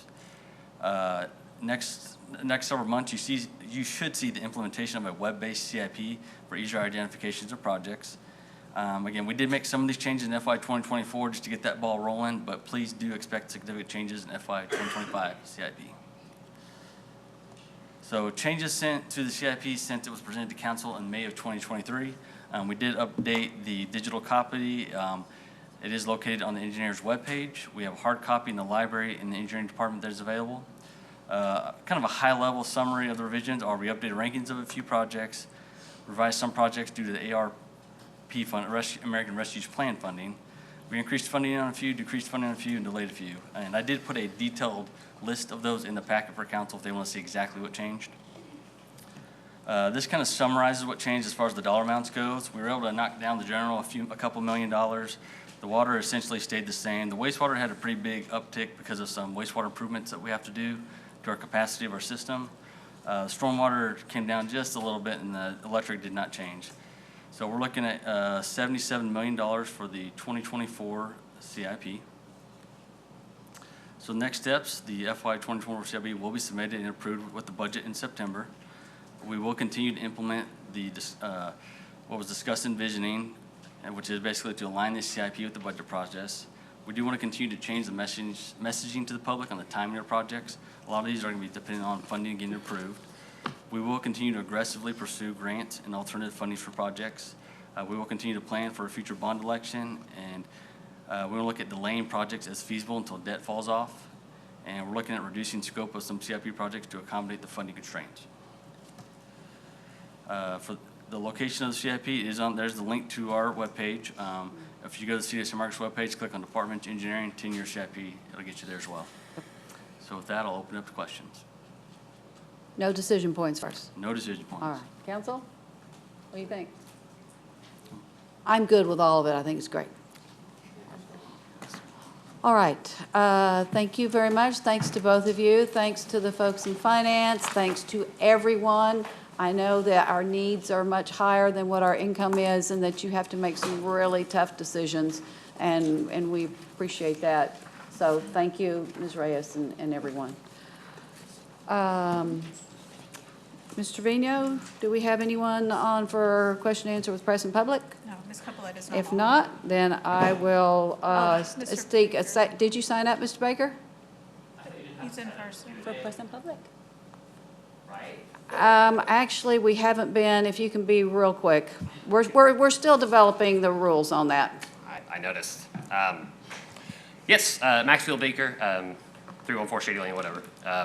Y'all seem so eager to get out of here. I know it's always, I want to have lunch, and so let's not ask a bunch of questions. But, you know, there are questions to be asked, particularly around the CIP. I find it interesting that the slide just suggested using the master plan to justify their CIP. What happened, Ms. Reyes and city staff, to using equity to justify the CIP, right? Moving towards an equity-based budget was something you all had said you would strive to do. I have seen no movement on that other than hiring the DEI staff member. So I would be curious if staff could answer that. Also, there was a mention of a future bond. When is that bond supposed to happen? It was talked about when I was still on city council as this thing that we're eventually going to do. So when is it? Because you don't have plans for it. You have 3 minutes to ask your questions. Staff will answer questions if there's an immediate answer. If not, answers will be emailed to you and posted on the message board. Oh, okay. Cool. Those are my questions. Okay. For now. So I can answer. About the one with the bond election, so we don't have anything planned currently. It's something that we know we're going to have to plan for at some point when we're looking at, the projects that are coming on, but it's not something that we necessarily have a date certain in which we would be bringing a bond election forward. So obviously, we would go through the process of we were in the bond committee, all that kind of stuff, to make sure that we would get that process in place before bringing anything forward. So that's it on bond election. As far as the diversity, equity, and inclusion and equity-based budgeting, so one component that we are moving, yes, we've hired Grisel Perez-Carey, but we also are presenting to the Neighborhood Commission now, and that's a step that we have not done in the past. So we are bringing that to the Neighborhood Commission to look at and weigh in and bring that feedback back to the City Council before their budget consideration process. And then Ms. Perez-Carey is also looking and meeting with every single department to look at what are the current things that we do and making us some assessments so that she can work on giving us some recommendations moving forward. So that's where we are right now. We also have a new budget manager, as you may have heard at the beginning, and so that's something that Mr. Locke, we talked with him about when we were hiring him, was what his experience is in equity-based budgeting, and he's part of some organizations statewide that look at how that's happening. So there's still more to come. We are working on trying to get the message out more holistically to the community, though. Great. I think those Okay. things should be reflected in the slides that you're posting. Thank you. Thank you. Okay, and at this point, adjournment is in order. I'm seeking a motion to adjourn. Second. Motion from Mr. Prather, seconded from Mr. Scott. Ms. Trevino. Mr. Scott. Aye. Mr. Gleason. Mayor Houston. Aye. Ms. Garza. Aye. Mr. Gonzalez. Mr. Mendoza. Aye. And Mr. Prather. Motion passes 6-0. All right, and we will adjourn at 5:26. Ms. Trevino, may we close out our Zoom sessions? Yes.